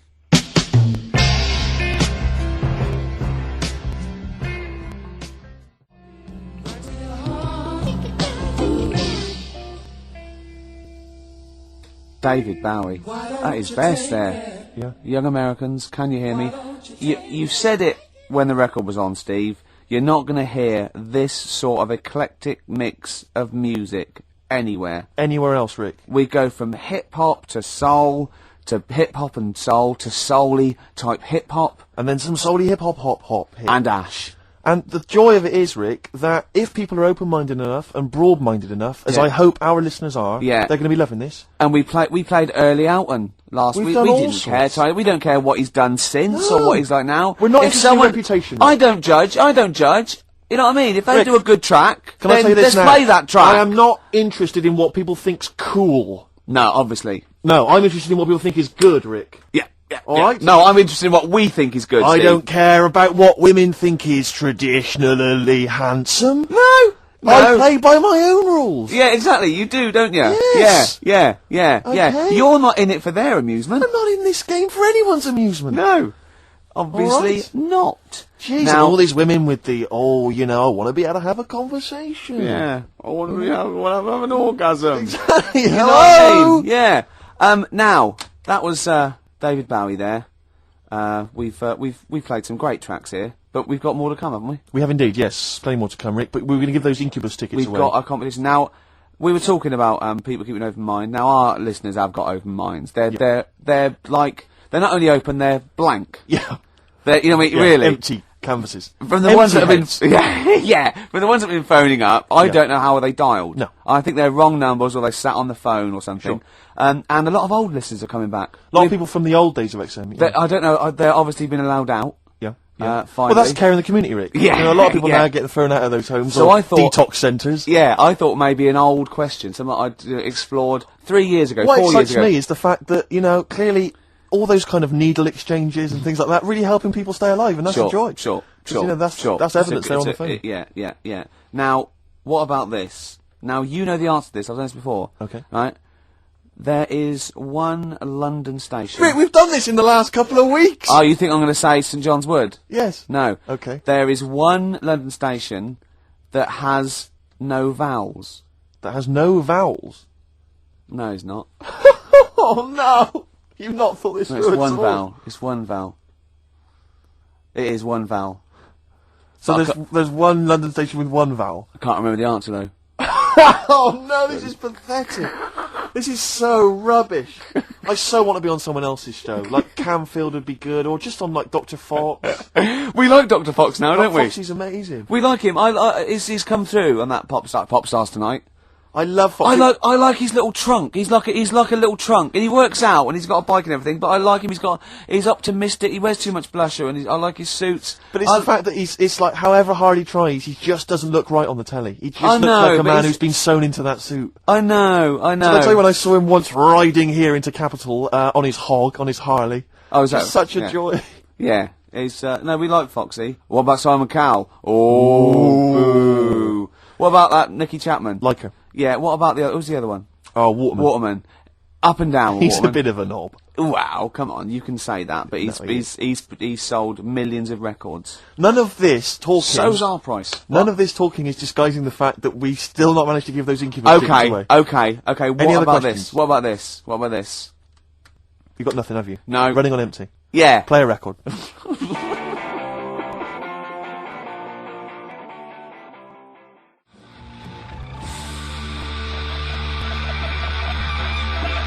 Hives there on XFM 104.9. Right, we've got a competition question. Steve's come up with it at the last minute. This is just to check if you are a regular listener of the show. Yeah, we Okay. would like to reward loyalty. Exactly, absolutely. So, last week on the show, Ricky described a story that happened to him back in the 80s when he was making his TV appearance on Razzmatazz with his band. And he had to fly out, was it to Newcastle? Yeah. And he tried to get on a plane, and a pop act of the 80s tried to help Ricky sneak aboard an aeroplane. But failed. But they failed to do it. At the height of their powers. And they were at the height of their powers. What was the name of that outfit? Should we put them on the line? Absolutely, let's hear Well, it. this There's is the people there dangerous, already. isn't it? This is to win Incubus tickets. Please do not be mental. Don't be mental or swear or say anything libelous or nasty. Yeah. Just be nice. You won't win if you're not. Go on. Hello? Hi, who's that? Oh, I've got my headphones on, haven't I? Put your headphones on, Rick. I'll just keep her talking. Oh, no. Hey, how's it going? Hello? Okay, hello. Hi. Hi there. What's your name? Lindsay. Lindsay. Where are you calling from? I'm Clapham Junction. And do you know the answer? I do. Okay. Is it Bucks Fizz? It was indeed Bucks Fizz. It was the Fizz. It was indeed the Fizz. Well Do done. you like Incubus? Yeah. Right. Right. Oh, yeah, you see, if I was interrogating you, I'd go, you hesitated. Yeah. There's so many people phoning up who are desperate for these Incubus tickets. Please don't make They us are give them to rightfully, you. no, to be fair, they're rightfully yours. Right, I tell you what, I'll have a T-shirt if you give them the tickets. Okay, is that just any old T-shirt, or No. can we send her a T-shirt? Carl's nodding. we think we can send you a T-shirt? Right, we'll get you a T-shirt. How are you going to do that then, Carl? Because you've got to take her name and everything now. You keep talking a minute. Yeah. This is pathetic. This This is wouldn't amazing, happen isn't with Dr. Fox. He'd have it all Foxy planned. wouldn't do this. Can I say as well, there's a bank, there's a train station with one vowel. Yeah, but there's loads, aren't there? He hasn't thought it through. Bo as well, there's many. Listen, Carl, make a note of her number. It can't have been that. I can't remember it. What was it? I remember I tried it the last time I tried it. This I is think a shambles. and I couldn't work out. Then there was wrong answers. I remember Aldwych came up. Maybe it's Aldwych. What's Carl doing now? who's he talking to? I don't know, he's talking to her, but what? Look, quick, let's think of something. Come Hey, on. Tillo, are you still on this line?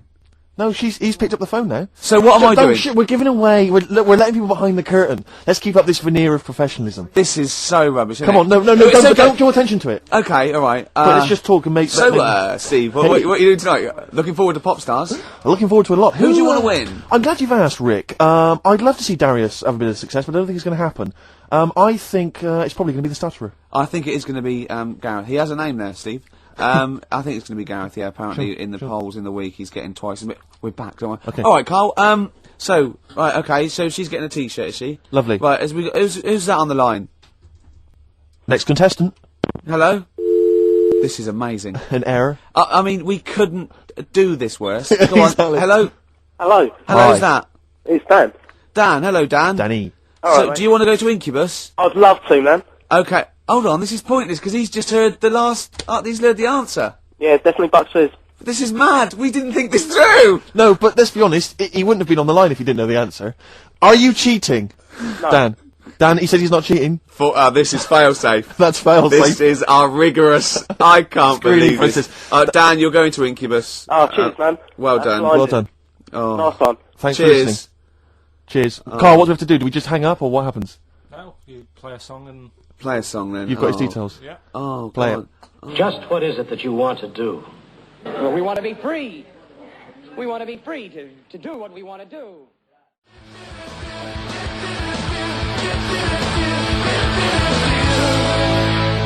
Feeder, just today. That reminds me of this Christmas where my 51-year-old brother wouldn't let anyone near the PlayStation 2 because he was playing Gran Turismo. And he has to build his car up and buy it. He just played it from about 6 o'clock till sort of 3 in the morning. Was it bought for him, or about 3? I don't know, but we had to watch him. Brilliant. Why that song particularly? It's on it. Oh, It's it's I featured think on it. I think Feeder feature all over it, don't they? On the soundtrack, yeah. So there you go. Yeah. I was on the tube the other day, Rick. So I was just coming into Finchley Road. Yeah. And I was on the train. I know you don't travel on the tube anymore. 'Cause No. you're too famous. But I never did. No. Fair enough. It's not that I don't really recognise. It's just that it's beneath me. Fair enough.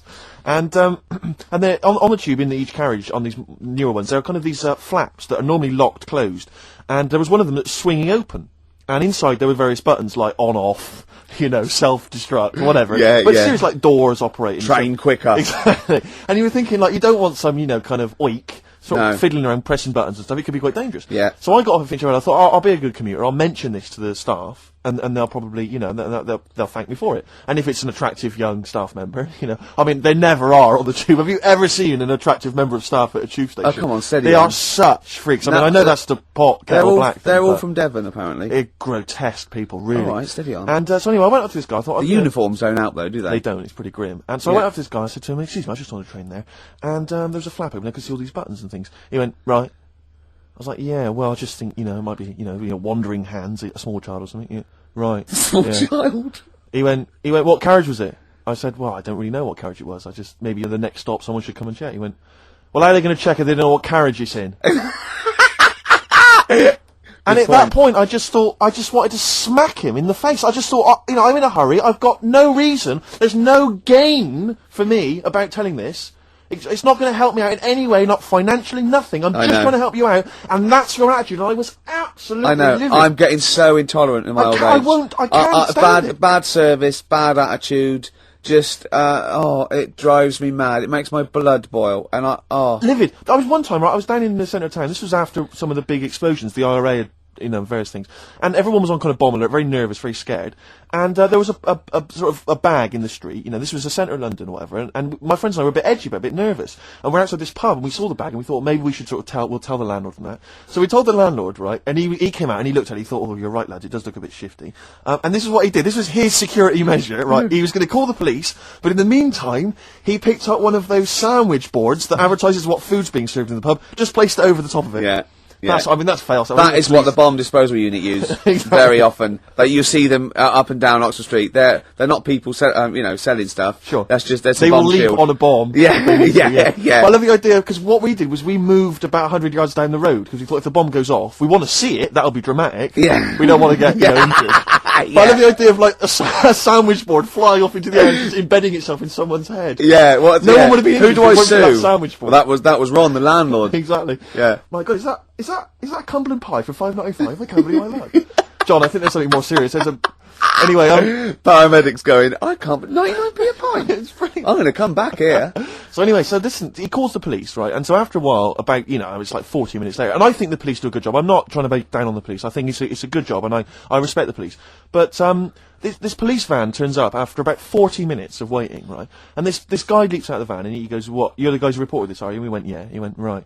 And he looked at the bag and he picked it up, he unzipped it, and there was just some rubbish in there. He just threw it at us. He went, there's your bomb for you, and threw it at us to teach us a lesson, and then got in the van and drove off. And it was like, what lesson are you teaching us about being good citizens? Did you presumably reported him, did you? Well, of course we're not wasking at him, it's not... Do you know what I think?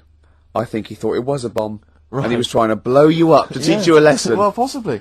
That's bad. That is really bad. It just winds me right up, stuff like that. Once, right, me and Bill, we had sort of, it was like 1983, and we had like extensions and cut off T-shirts and jeans and sexy. Yeah, you know, like makeup, neuromantic. And we were just eating chips on a corner, right? And it was a Saturday, so I assume it was like football patrol, about 12 police, and they sort of slowed down, looked at us, and he wound the window down, and the bloke driving shouted, "You look like a couple of prats." Bill turned to me and went, "Is that an offence?"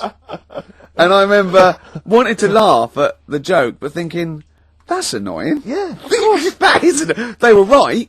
Well, yeah, but no, they were right. It's not really a police issue, I don't think. Someone called into HQ that morning. Guys, if you see anyone looks a bit, the fashion police. We've heard a bit. There's a bit of a to do. Apparently, a couple of prats are walking round. Yeah. We need someone to go on fashion police patrol. Send in Lawrence Llewellyn Bowen. Oh dear. But we respect the police. Yeah, absolutely. I'm not having a go. It's just those few that give them a bad name, really. Yeah, exactly. High five for it. Hey, I think the boys in blue do a good job. They do, and do the firemen. Yeah, Firemen do especially the firemen. I remember once. This is really embarrassing. This is the arrogance of youth, right? In a hall of residence, every time someone did toast, the fire alarms went off. I remember once it was like 2 in the morning, and we all had to go outside, and it was just toast set off thing, but it was linked, and about 8 fire engines turned up, and they're all coming in, right? And I said, "Oh, this is so embarrassing. Why am I telling this?" Go on. I just went, "There's enough of you." God. And the fireman said, he just went, "Shut your mouth, mate." Yeah. And I thought, oh God, he's right. It's one of those things you remember 10 years later. Yeah, that's a horrible thing. I know, but I want you to publicly apologise to the fire brigade. I'm so sorry. I'm so sorry. Because I never did stuff like that. Oh, that is twatish. I was too busy saying, "Can I try on your helmet?" Oh dear. Oh, we better play another song, play a haven't we? Oh, this is a great track. This is Groove Armada. It's from the album Goodbye Country, Hello Nightclub. It's the opening track. It's called Sun Toucher. I think you'll like this, Steve. Well, I'm looking forward to it.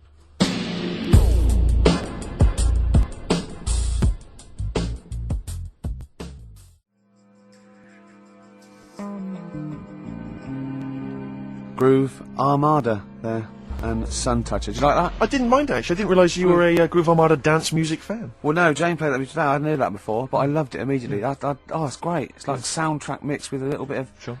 hip hop, and it's all like a big mix. Big melting pot. Yeah. I just wish that's what the world was, really. So where do we I. could So do I. just, So do you know, I. everyone Yeah. could live in harmony. I wish it was an onion. Oh, if only the world were a great big onion. Yeah. Oh, well, maybe one day. Well, this is nearly the end of the show. Absolutely. It's been Ricky Gervais on XFM 104.9 with Karl.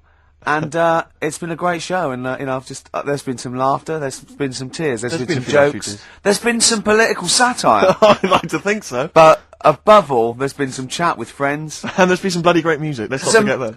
I don't think we need to swear at this time. It's late juncture. Yeah, because you make yourself look a cock, and me look a twat, and true Karl look like a complete song for ladies. Rarely do you get a chance to play on a radio station. Nearly 7 wanker. 7 minutes worth of Led Zeppelin. But screw it, I thought, damn, Hey! It's the end of the show. We don't give a damn. It's an amazing Be careful song. with the language. Screw, damn, and bloody. Do not a sermon make. Rick, it's a beautiful song. If you're not a Zeppelin fan, stick with it. It's not roaring rock as you'd expect. The Rain song from Houses of the Holy. See you next time. See you later.